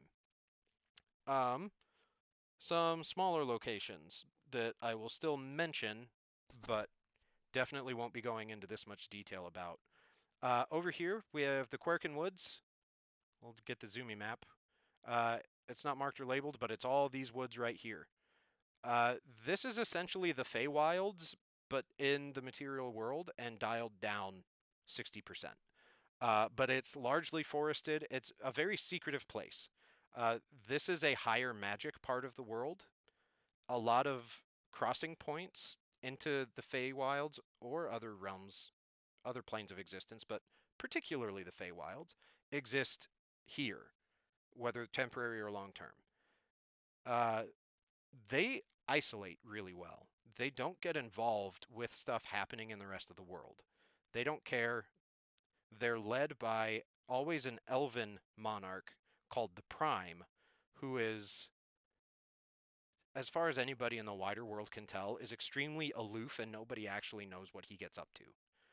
But he's also been the leader of the Quirkin Woods for hundreds of years, and they haven't gotten involved in anything, and none of his predecessors really got them involved in anything. But this is kind of like Matavia Valley. This is a more nature attuned, cultivated wilderness sort of settled place. And large parts of it aren't settled. But the people who live there are a lot more other parts of Yvard that are quote unquote more civilized, like Barrett Hold claims to be the pinnacle of civilization and art and culture in the world, very open-minded, all about education and the arts. They would call a lot of Querkins barbarians because a lot of them choose to live closer to nature. And a lot of the species present, like if you know your D&D lore and species, like it makes sense. There's a lot of elves, furbolgs, gnomes. Um, there are some dragonborn populations down there, although there are a lot in Barrett too that are very different from each other for being the same species. But the Quirkin Woods is generally regarded by the rest of the world as mysterious and a little unsettling because if you haven't been there, nobody really knows what goes on there. Um, And then down here, there's this area with all the water, and it crosses over the edge of the map to kind of be over here too. That region is called Flat Lakes because when it's not water, it's pretty much just flat, with the exception of kind of over here where it's a little jungly. That's the main like tropical region of the world. Flat Lakes is pretty isolated. There's not a lot of traveler trade or news that gets to the wider world, but you might hear it referenced from time to time, so I want to mention it. This collection of islands, this archipelago, that kind of makes a circle here off of the Flat Lakes, this is called the Tempest, because think of it like a swirling storm cloud. Um, the Tempest doesn't really have a lot of note going on in the world right now, other than they've had some bad storms recently. Um, but a lot of the world's populations of Aasimar, which, if you don't know D&D, and you saw what I said earlier about tieflings and how they get blood mixed into their ancestry somewhere along the line from fiends, like devils or demons, and it makes them get like red, blue, purple skin. They have horns and tails that look kind of like what you'd expect in a cartoon drawing of an imp, um, but they're otherwise look largely human. Those are tieflings. Aasimar are kind of the same thing, but instead of fiendish blood, you get divine blood, angelic blood, that is somehow put into their bloodline somewhere in the past. And again, it can skip generations before it manifests. They're a little less obvious from a distance that they're not straight up human, um, but there are distinctions. They're not a very common species, but they're one of my favorites in D&D. Um, One of my all-time favorite characters I ever got to play, not as a DM, was an Aasimar, and he was a ton of fun. And he lives in this world. He is here somewhere. I ported him and his daughter in because I loved them and their group so much. They live in Yvard now, as an AU version. But a lot of the world's Aasimar population is in or from the Tempest for whatever reason. This little collection of islands down here is called the Dragon's Maw, or just the Maw. Like there's this island part of it that looks like it's spitting out fire and actually has an active volcano. This was the pirate capital of the world, Nassau, which, me being clever, inspired very much by Nassau, a real world pirate capital in the Caribbean. But Nassau was the pirate capital of the world. It's where they would flee when bothering Ferellian trade ships in the waters and then come back here. Nassau's been destroyed by all accounts. Uh, One thing I forgot to mention about Evard. Dragons. For this being Dungeons and Dragons, it's in the name of the game, but in Evard, think Skyrim when it comes to dragons, like the beginning of Skyrim, where people either they know dragons haven't existed for an extremely long time, or it's been so long since dragons truly existed that a lot of people think they never actually did, and they think it was all just kind of made up. And they treat a dragon as, any other fantastical, non-real, imaginary creature. That is Evard's view of dragons, where it's just been so long that a lot of people doubt they ever truly existed and just think they were, you know, kid stories. Until recently, most of the world still thinks that. But there have been a shitload of accounts from the southern parts of the world that a dragon emerged out of fucking nowhere and burned Nausea to the ground and claimed that whole island set as his. And whether he named himself or this is just what everybody else is calling him, nobody knows. But the name of this dragon is rumored to be Scuttler, as in like to scuttle a ship, because if a ship passes too close to his territory and they can't pay him suitable homage, which is egregious, and they may not have enough on their ship to begin with, he will scuttle your ship and you will die. And that's just what happens down there now. It's a thing. And a lot of people think that it's made up if they're not in this part of the world, if they're farther away from the water, because dragons don't exist in Evard, right? Yeah, I did forget to put that one in my notes to clarify for dragons. Recent world events. So this kind of ties into dragons again. That's all the locations I want to go over. So we're almost through everything. I just want to get you caught up on a couple other things I haven't talked about yet, and a detail that would make sense for getting started in the gameplay Saturday. So, uh, I ignored Darbiton. If you noticed this on either of the maps earlier, it's blue on this map that has all the borders. We're going to get to that. But we're talking about dragons most recently. And the story of Aerith and the Bastard Pharaohs, from where I last touched on it to where it is at currently in the world when we pick up on Saturday, there's more to it. And dragons kind of have to do with it in a way.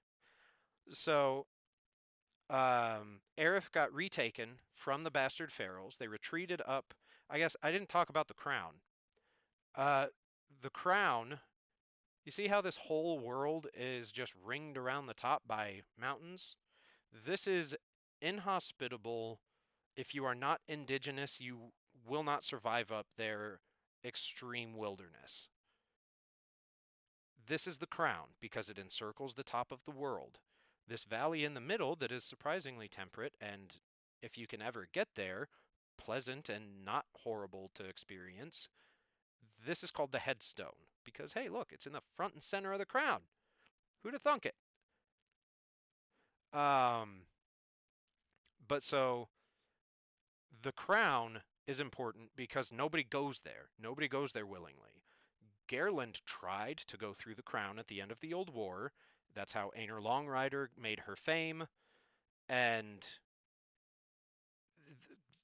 one of the reasons Gerland didn't succeed is because they lost so much of their force attempting that brazen maneuver simply to the dangers of mountain travel in the crown.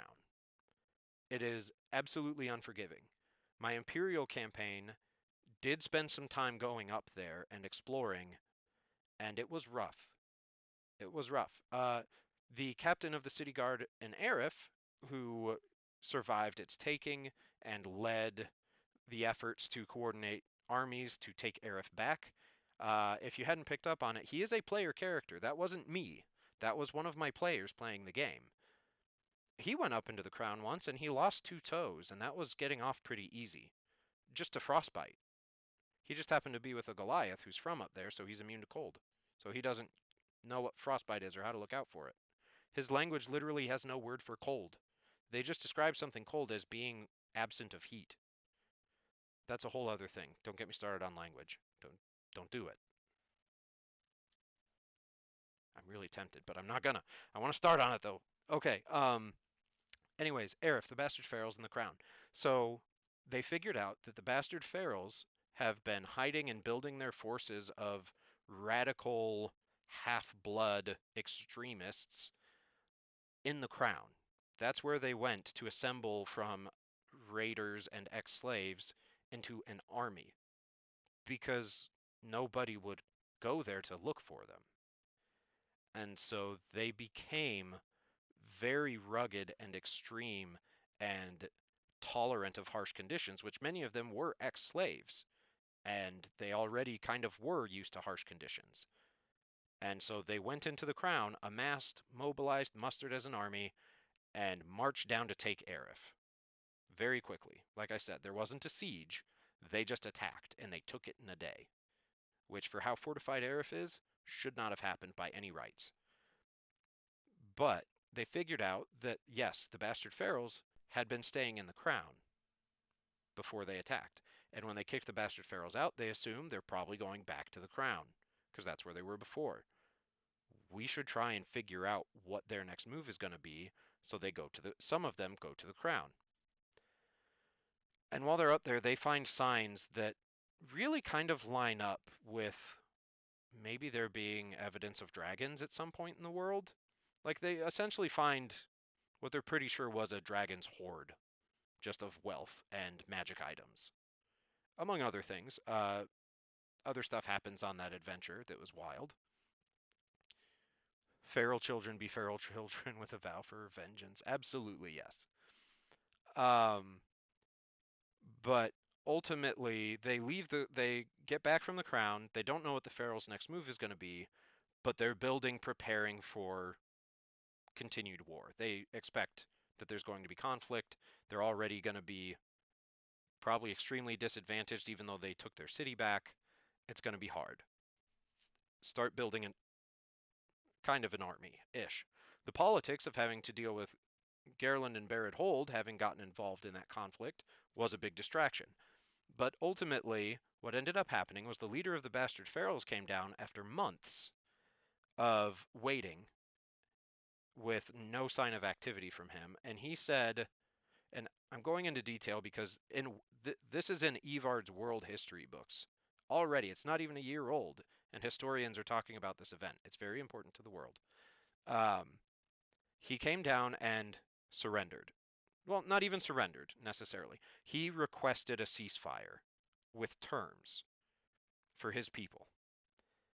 And what he requested was this whole northern part of the fringe be given to them and recognized internationally as a lawful existing body and border for all of his ex-feral extremists who have survived up to this point to sit and live peaceful lives without repercussion of violence. Like understanding, yes, we want to be able to trade, put trade limitations on us. Like name your counter terms, we will negotiate, but we can't fight anymore. The bastard pharaohs cannot fight. We are not an army, we are survivors because my army got attacked by a fucking dragon in the crown. And everybody's like, "Oh shit. Well, this is unexpected, but okay. I can't imagine him doing that unless something that drastic happened." So they negotiate peace, and they come to peace. The pharaohs settle this area. They start a couple new settlements in the northern fringe. Zarkoth here was their new capital. They had a lot of penalties, a lot of trade restrictions, a lot of things they weren't allowed to do. Otherwise, the world would march to war against them preemptively because they were things that if they violate these things and do them, it will be seen as building up another army to attack. And they didn't do any of those things. It was mostly people who couldn't fight and children left, or the severely wounded soldiers. And all that because they got attacked by a dragon in the crown. Until a couple months before we start the game, an unprecedentedly large army of bastard pharaohs once again blitzes out of the mountains and attacks Summerstone, the wealthiest city in the world. And again, they took it in a day. No siege. They have disrupted global economy in doing this, in addition to a lot of other, rippling effects. But it was proven that there was no fucking dragon. He was stalling for time to build his army. And sure, he sent out the families of the soldiers that had been living with them up in the crown. So you send them away to live at face value in the settlements, and it looks like all your soldiers are dead. They're not going to send people up to look and verify that all your troops are dead. Not in the crown, they won't. So whole thing, this whole period of deception for the bastard pharaohs to recuperate and take Summerstone on like essentially one of the biggest holidays of the year is the summer solstice, where pretty much everybody's celebrating. It's a holiday. People are happy. They're seeing family. They're seeing friends. They're getting drunk. Uh, maybe having an enjoyable and not boring religious ritual, depending on what gods they serve. And the pharaohs hit them and took the city, and it's theirs now. And it still is when we pick up the campaign on Saturday. That whole progression of events in the history of Evard is already being called the Great Dragon Deceit, because there was no fucking dragon. So that's one of the big world events I wanted to make sure we cover, because that war is still going on. Uh, there was the establishment of an international peacekeeping force by the guy who took Arif back and has kind of been spear pointing the fight against the pharaohs no matter where it ends up going.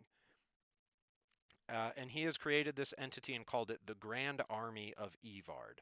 And the whole point is all nations and peoples can contribute troops or money and resources if they don't have troops. Like Ferelia doesn't have a lot of troops, but they sure got money. Um, and they help this Grand Army get established, and they will set up locations throughout the world to put small garrisons to be able to do simple things, but also be able to respond to conflict pretty much anywhere is the goal, so that nations don't have to keep standing armies and therefore don't have to be constantly threatening or being threatened by other nations and their standing armies. There is one grand army for all of Evard is the vision. So if something like the Bastard Pharaohs happens, no matter where it happens, you know the grand army is going to go deal with it. It's nowhere near that at this point. It's barely getting started. But the Grand Army is involved. Garland is involved because it's their fucking city, or it was. So they're allied with the Grand Army in this war. Oddly enough, much to many people's suspicion, Barad Hold is assisting Garland. Nobody knows why.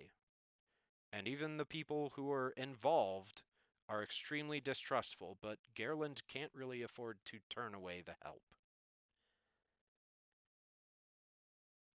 So there's a lot going on in that part of the world right now. And I'm not going to say exactly where we're starting yet. We're going to leave that for a surprise for Saturday, for the start of the campaign. But we're near enough that war, which is in this area, this eastern part of Gairland, as long not crossing the river, ignore me crossing the river, but like this northeastern part of Gairland is a violent war, a fervent hotbed of conflict. And we're going to be starting the campaign not directly in it, but close enough that still a big deal and it's pertinent. That's why I went into all this detail about it.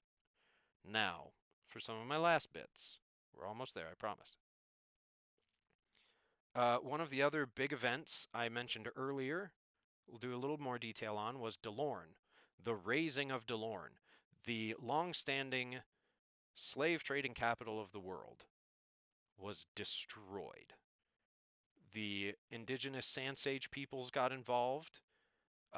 There was a group of kind of not quite mercenaries, but sort of freedom fighters, I guess would be the best term, uh, helped burn Delorn to the ground. They were also involved with freeing Aerith from the Bastard Pharaohs the year before. They were present in both places, so a lot of people are saying they might be kind of a vigilante establishment toppling group to be feared. But either way, yes, Delorn was the slave trading capital of the world. In a lot of places in Evard, slavery is illegal. The Bastard Pharaohs have their extremist views largely because a lot of them were slaves. And they saw a lot of mistreatment directed towards mixed blood slaves. Barad Hold, slavery is legal. Not quite as legal. It's a lot more regulated, but they were the main people from the wider world dealing in the slave trade in Delorn. Like this, you'll notice this roadway from Delorn goes all the way up here and connects very easily. This is Barrett Hold, is this region. It's purple on the other map. There's a very direct road, and this road between the two nations is called the Trail of Chains, because there were so many Beridians buying and selling slaves that moved along that roadway. It's a topic. It's a heavy topic, and the world is dealing with it by destroying that institution. One of the things about this, though, that I want to make sure gets mentioned, because you'll hear this term a lot, probably immediately, is marked. That is marked with a capital M. That is a proper noun. In Delorn, a slave that goes through the markets is tattooed in a complex system where every mark has a meaning. So somebody who knows how to read them can look at a person in a slave market and essentially get all the useful information they need about whether or not this would be a slave they would want to buy. And it tells them information about, have they been a good servant? Have they ever attacked somebody that owned them or was close to their owning body, whether that was a company or a private household? Were they a gladiator that survived the Blood Sands tournament that happens twice a year? Um, are they sexually intact? Because that is a thing that DeLorme does. Is if they have somebody that they think will do well in the sex trade, they will sterilize them. I don't like that I've made that part of this world, but that made it. I'm glad I made that part of this world because we get to. You guys don't necessarily, but you will when the book comes out. But I got to watch it burn, and it was immensely, immensely satisfying to me to know that this horrible place that I put so much time and effort into creating to give this world realism and conflict, even though it's distasteful and bad, is so satisfying and fun just from a gameplay standpoint, but so satisfying to just watch my players burn this place to the ground. And it was awesome. But all that to say, the somebody can be referred to as marked if they have any of these sorts of tattoos on their face. It's their face, their neck, some like along this part of the neck, every slave has one in this system. They may or may not have any here. The face is fair game. Uh, a lot of them have something on like the nape of their neck or their hands, usually to specify, are they a mage or are they have they been confirmed to like have combat experience? You put it on their hand where they might be holding a weapon. Uh, that sort of thing. I have a whole PDF sheet of how this system works, how it breaks down, what it means, what the laws are around it in Einborg. But I want to give you guys a look because I actually have a couple character images of marked characters. So when I say somebody is marked, you can know, you can actually know what that means. Okay. Hello, Bogue. Thank you. I had this issue earlier when I changed to a different slide that also didn't have my microphone input into the page as an audio source. I forgot to do that while I was making these pages. So I will attempt to repeat what I've been saying, but fortunately, it's only been a couple minutes. There shouldn't be a ton. But also, hello, Bogue. It's good to see you. I hope you've been doing well. Um, but talking about a person in Evard who is marked, that is a capital M. That's a proper noun to describe any of these people. These are slaves who have been processed through the slave trading capital of the world because the mark is return return is referring to this tattoo system where every mark has a meaning and it's meant to convey stuff primarily in the markets at a glance. Um, and so there's three that I want to point out here to you. Two of them are standard, one of them is not, but one of them is arguably the most important tattoo a marked person can have. Uh, the first one I'm going over is this one that's always on the left side of the neck and the collarbone. It'll have assorted things on it, like you see on this person on the right. Um, that is essentially a transaction history and other notable events chronologically related to one another. Um, to be able to see like, okay, how many times has this slave changed hands? How, like, what was the circumstance of them changing hands? Was it their previous owner died and inherited them and to a family member, or they died and there was no instruction, so they legally went back to the city markets? Was it a private sale? Was it a public sale through an auction? Like all of that stuff is conveyed just on this timeline, is what this is called. The other one that every slave has is that circle on the left temple, and uh, a full empty circle means that that person is intact. That again, I'm not proud that I made the world have stuff like this in it, but it gives the world insight into a problem that is very real in the real world and that we can address and tell compelling stories and watch burn. That was the best part of all this, was watching this city burn. But I had to come up with these sort of systems to make it worth it to the players. Not worth it, but to compel them to understand how bad this place is and how worthy it is to burn the whole city down. With stuff like this, where this is treating a slave like a livestock animal. That circle is whether they are sexually intact or not. Can they reproduce? Because they would sterilize. The line through it like that means that she cannot have children. And that is because of the slave markets and the processing. She was sterilized forcefully. Those are the two things that any marked person will have. Everything else on their face is arbitrary and on an independent basis, but those two are enough to mean a person is marked. And depending on where you are in the world, that may or may not have any sort of social ramification. The other one mark I want to point out specifically is this one, where it's just a line from cheekbone over the nose to the other cheekbone. That is the freedom band.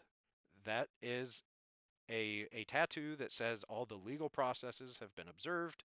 This person is legally made free. The best one of all of them, and it's impossible to miss. And uh, pretty much anywhere in the world, even down in Einborg, where all this is the most prominent culturally and demographically to have marked people in everyday life. Um, if somebody has a freedom band, it's very rare that they're treated like they were ever a slave, ever. For the most part, they are regarded as any other free person would be. There are some instances, in particular cases, of some people keeping slaves, keeping marked. Down there, they don't use the word slave. Other parts of the world will. But down in Einborg, you don't use the word slave. You use marked. Because I guess, I don't know, it's bad for publicity in your slave markets. I don't know. But that's a thing. Um, no, no gray morality situation. There will be plenty of those in this campaign, Bogue. Since you weren't here earlier, that's my big announcement and new direction is Saturday. I'm starting a new D&D campaign, and it will be on stream. So this whole stream is an introduction into the world in which it'll take place. Because there's 8+ years of world building and D&D game events that have shaped this campaign setting. So there's a lot going on for people who haven't been a part of it. So I wanted to give kind of a primer, and that's what this stream has been. Um, so yeah, if you are interested in knowing the world and the setting at all, feel free to go back and watch the VOD after this or some other time. It can be after Saturday. Then you'll know what you don't know but can learn from rewatching this. Anyway, um, but yeah, so marked are a thing.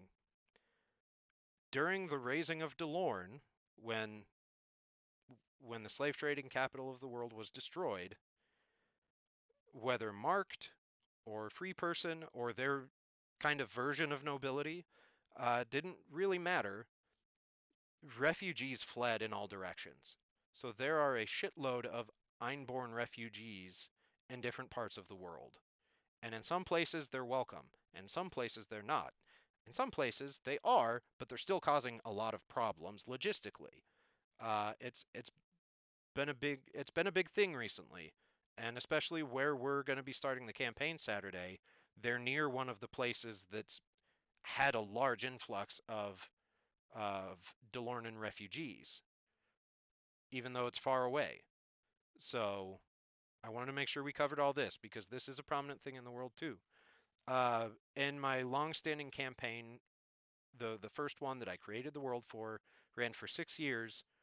This woman right here was one of the most prominent NPCs for the last half of that campaign. And she'd been involved in it from the very beginning, just in a lot of ways that were behind the scenes, but I keep track of that behind the scenes stuff in my game world as we do things. Um, okay, I have three more items on my list, and they're short. I promise they are. One of them we've already talked about pretty well, so I don't really have a great need to exhaust it too much. Let me hold on, get back to my other page, make sure I have my audio. Okay, maps. Let's see.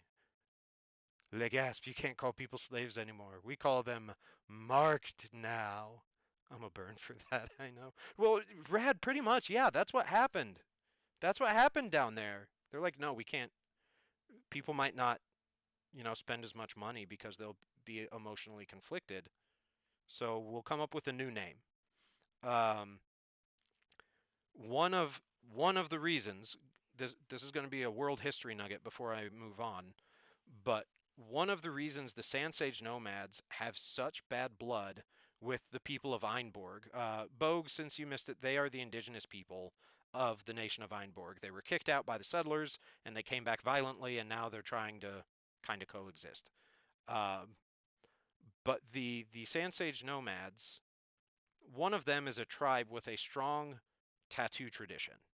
Just culturally, it's extremely important to them. They have a system for conveying a lot of stuff via tattoo. Um, and it like you celebrate stuff in this tribe via tattoos. So, and it's one of the bigger tribes. So, like it's a tribe where you're not it's just big enough where you're not actually going to know everybody that's a part of your tribe. And you're not always going to be migrating as one unified group of this tribe. You'll probably, a lot of times, migrating around your lands will happen in smaller, broken up groups. And these tattoos help express yourself, express what you've done in your life, particularly for them. Expressing their children's accomplishments is a big deal via tattoos. And so being able to see other people from their tribe that understand their system, you can get to know a person very quickly. Does that sound familiar? Because when Einborg was first settled and Delorn was first establishing itself as a trade port in need of a niche, they were still fighting with the indigenous peoples before they kicked them all out. And they appropriated that tattoo system to become the Einborn slave markings.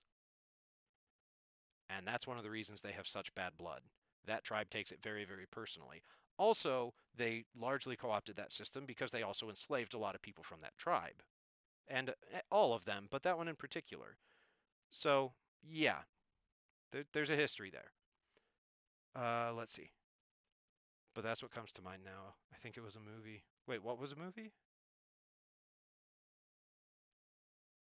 I missed the whatever I had said that spawned that. Unless it was to your chat and I'm just failing the connection. But um anyways, so the last few things. We talked about a lot of stuff up here, but we didn't talk about Darbiton. So Darbiton is kind of like the Free Barony down here, where this is an independent region. Nobody rules over it as a whole because world history and politics. But there's also nobody to dispute establishing a new domain. And that's what Darbiton is some dude just went up there and essentially said, "This is mine now. If you don't agree with it, come fight me for it." And nobody's really disputed it so far. That hasn't happened since the Free Barony broke free from the empires in the Old Empire's War in the last historical age. So this is kind of a big deal in this region. And the rest of the world doesn't know what to do about it because there's so many other things happening, like Delorn getting taken, Summerstone getting sacked by the bastard pharaohs who were thought to be destroyed and peaceable. So some dude just saying I own a great swath of an independent region, not high on the international priority list. Ah, the joke I made. Oh, okay. It did not register to me as a movie. I could see it though. I'm just drawing a blank on what movie it might be. Um, but yeah, so Darbiton, remember that name too. Uh, the last things I've talked about the Sand Sage Nomads a fair bit. The last thing on my list, we're almost through this info dump of a stream. Um, we're almost there, guys. I appreciate you sticking with it all the way through with me. It's a lot, and I know most of you are probably not even passionate about it at all, just vaguely interested. Whereas there's me who like this has been my fixation for almost a decade is making all this. Um, but the last thing I want to talk about is the Mossad. The Mossad I referenced a couple times earlier. The Mossad is both the name of a religion and it's the name of the people who follow that religion. Both applications. Context takes care of the distinction. Um, Mostly the Mossad is a reference to the practitioners of the religion. Mossad in and of itself is the religion. Um, but the Mossad is a homebrew religion. It does not exist in the wider 5e, at least exactly as I have it. I'm sure there's plenty of other people's original religions that are extremely similar, but that's okay. I don't mind that. But I'm really proud of the Mossad in this story. Pez redeemed a hydrate. Thank you, Pez. I only have a Coke Zero here, but this is my. It's still liquid, and much like when Rad redeemed a hydrate earlier, I will, once stream is done, I will go drink an actual water.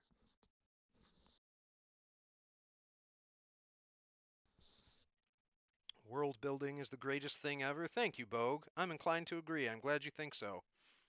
And then I think you're going to like this upcoming content change that we're going to try. I did say it earlier, but I you probably weren't here yet for it. Eventually, if I can get the hang of doing streaming D&D, I do also want to get back to streaming games, like gaming and Let's Plays and stuff. But I want to focus on this right now, one, because I'm passionate about it, and two, because it will take a lot more for me to get used to this as a new format, and the other one I can just fall back into. So eventually, and if this fails, I can if people just don't like it or whatever, or I find it to be too worth not worth the hassle enough to stream the game, and me and the players just play the game off stream, like most people play D&D. Then I can always go back to just doing Let's Plays. But just wanted to set the expectation now. At least for a while, it's probably going to be D&D and D&D related things. But the Mossad, Messad is the name. Uh, this homebrew religion, I hadn't necessarily created the religion itself so far ago, but the characters that I first created when I was in seventh grade, yeah, seventh grade, creative writing class in middle school, I created some fictional characters that ended up creating the Mossad religion around them as I wrote, and that still predated any of this by a significant amount of time, years and years. Um, but so there are 3 or 4 characters in this world in this timeline of Evard.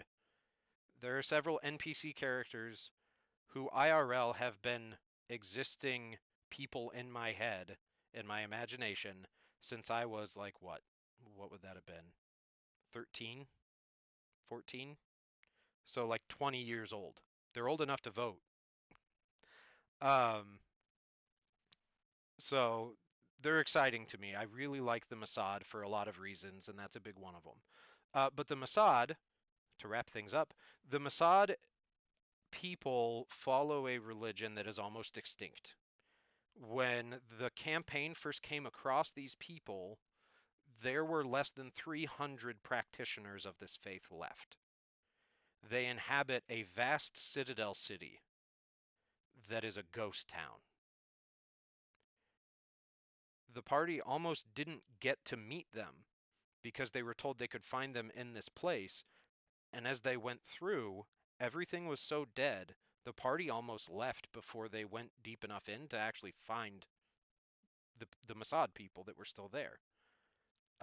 And I'm not going to go into all the distinctions of the Mossad in their actual beliefs in what they do, or uh, famous Mossad practitioners that you will probably recognize if you come across them during gameplay. Like, we'll get to that another time.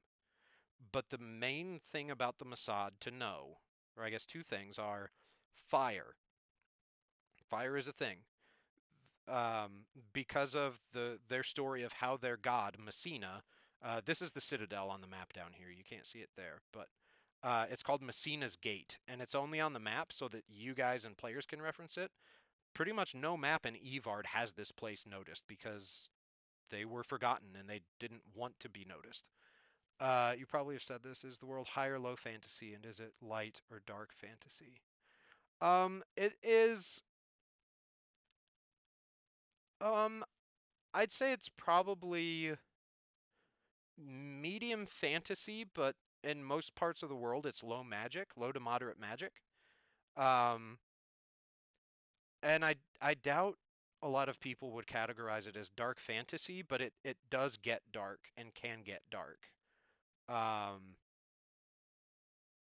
but I don't know. I'm not sure how to classify it in that standard. I hadn't thought about it before.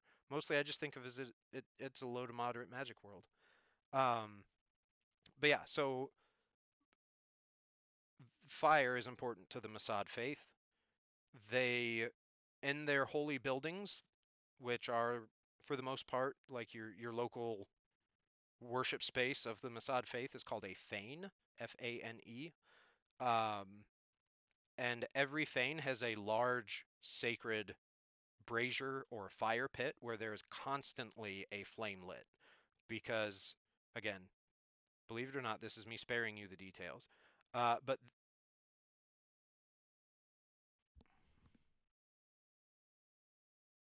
sorry, thought I heard an animal doing something upstairs. Um, the according to their belief system, their their speech and prayers directed towards fire is how their God hears them. Um, so that's considered the proper observance and like holy way to communicate with him is through fire, because fire was important in his story of how he became a god. He was not originally according to their beliefs. Um, but so remember fire because it's extremely important, just as a visual representation of their faith and something they're associated with. Historically, it's kind of been seeing a rise up since they've been recovering from the brink of extinction. They're still kind of there, but definitely better than 300 people. Um, One of the historic names that was usually pejorative, but they've kind of embraced now, used to refer to practitioners of this faith, were torches, because they're always around a fucking fire. Or if they're traveling and they need to pray, they're gonna light up a torch. But it's very important to them. Uh, the other important thing about their core beliefs is if if you are going to convert to this faith, uh, you're not expected to like fully be a Mossad practitioner as a kid born into it. You have to go through a particular ritual that's your dedication ceremony, more or less. Um, and it's the same thing adults have to do if they're converting later from something else. Um, and it's most of the world is polytheistic. There's not a lot of like great competition between practitioners of gods for the most part in a lot of areas. There's not a lot of gods in Evard that are monotheistic and say don't worship other people. Masad kind of is, but it's not necessarily in a sense of worshiping other deities is unfaithful to Messina or anything like that. It's more if they're converting to his faith and his values, that it is a drastic life change. It is expected to be, and if you're willing to undergo such a drastic life change according to what this new God you're accepting teaches you, it's assumed you're kind of just going to be observing him anymore. Um, anyways, that's a thing. I've never really thought about how to phrase that concept, but there you go. But the main thing is that recognition ceremony saying you are a dedicated practitioner of the Mossad religion, a big part of it is being counseled ahead of time by their religious leaders to figure out what your inner flame is, what passion burns within you that you can dedicate your life to pursuing. And usually they're abstract concepts, something that doesn't really have like a definite end, like, or it's something very vague and borderline unachievable. Like, I want to be the best battle mage that exists. So I want to excel at both swordplay and combat magic. Cool. There's an NPC character. That's her inner flame when she converted. Rad, you know her. That's Carrie's. Um, but the inner flame is extremely important. And the religious leaders, after you convert, help guide you in your pursuit of that for the rest of your life. Uh, and your main dedication and observance to the god Messina in his religion is to pursue your inner flame because it's what you're passionate about and it's what you set an expectation will be your life's ambition and dedication. So that's what they believe in. The Mossad are said to be for people who have encountered them or have enough niche historical education to actually have read about them before, they're said to be pretty much the best at whatever it is that they do because that's their whole shtick.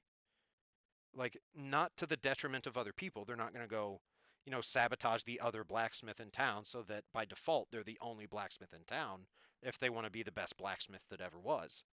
That's not how it works. Um, but like I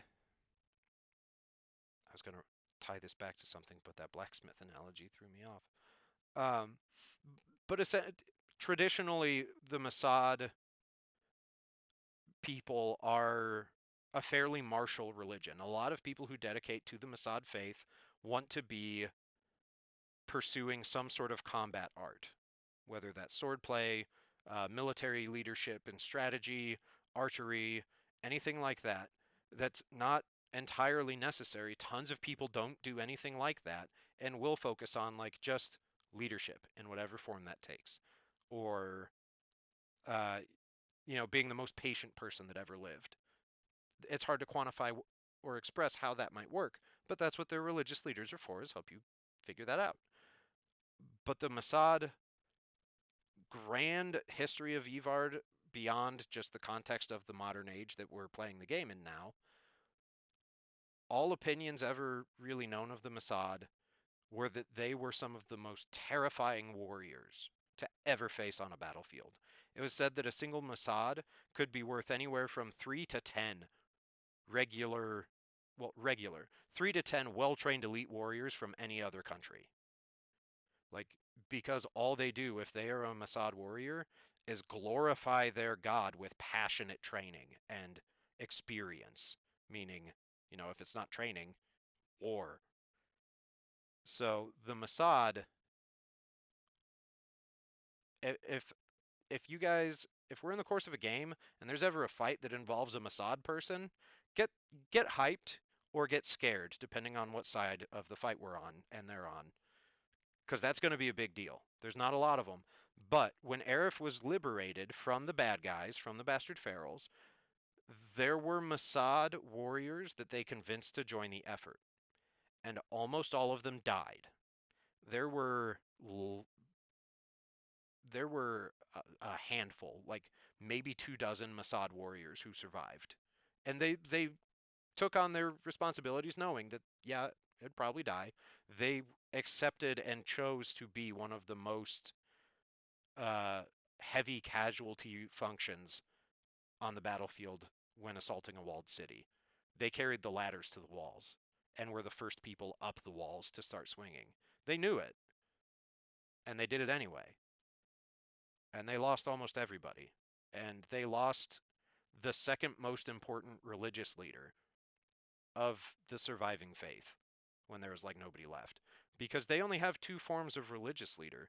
One of them is expected to fight and be a warrior because that was how their god made his godhood happen, was through fighting an enemy. And they lost the most experienced guy in his position in that battle for Arif. And so, in recognition of what they lost, and so that they didn't have to pick a side between the old empires for who should control Arif now that the pharaohs don't have it, they gave it to the Mossad. And the Mossad faith has been recovering and booming ever since. And it's been like a year from when we pick up. So, those those are all the points I had about the world. It only took 3 hours, but we got there. I am happy to answer questions, clarifications, ideas. If you guys thought of something fun that, like, a lot of the stuff in this world is not purely my own doing.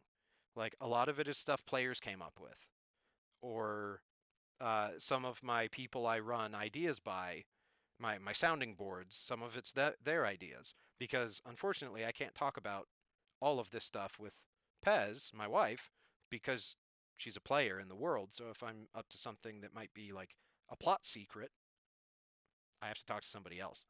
Um, but yeah, if you have questions, comments, concerns about anything really here besides the fact that I goofed up my tech, because that's nothing new, um, I will try and figure out how to edit those silent portions out of the recording when it goes up, and I'll put that up as a separate VOD so it's a little easier. But I believe that's everything we have for stream today. So I appreciate y'all for sticking with me through it or hanging out for the duration you could. I know this is a big change from where we were content wise before I took my hiatus, but I think it's really going to be a lot of fun. I have high hopes for this new campaign. The players, I guess I don't think I ever actually said who the players are. There are 3 players and me for now. We have Pez, our very own Radio Devil, Rad, and then one of the guys from my reenacting group who is not anybody that any of you but Bogue and Pez would have ever interacted with. Um, but it's going to be a lot of fun. I am very stoked. Again, just as a caveat and setting expectations for the stream on Saturday and moving forward, I am it's going to take a little while, I think, for me to figure out how to stream a D&D game in a way that is keeping my attention and ability to manage the game up to snuff to be able to run the game, but also be able to manage a stream on the side and not have you guys feel like you're invisible. And that's going to take some patience on your part and some figuring out on my part, but I trust you guys, and I know if it's interesting to you, you'll want to be there to hang out. There's going to be a lot of good times. And yeah, I at least for the first few streams as I get the hang of stuff, I'm I'm probably not going to interact with chat much during gameplay because I want the attention that I have to be on the chatter, not on the chatters. I want my attention to be on the chatters, but I need my attention to be on the game and the players who have put all of the energy and time that they have into getting prepped to be part of this game. I want to acknowledge that. But I still, whenever we take breaks, I still want to catch up on comments with you guys and answer questions that come up.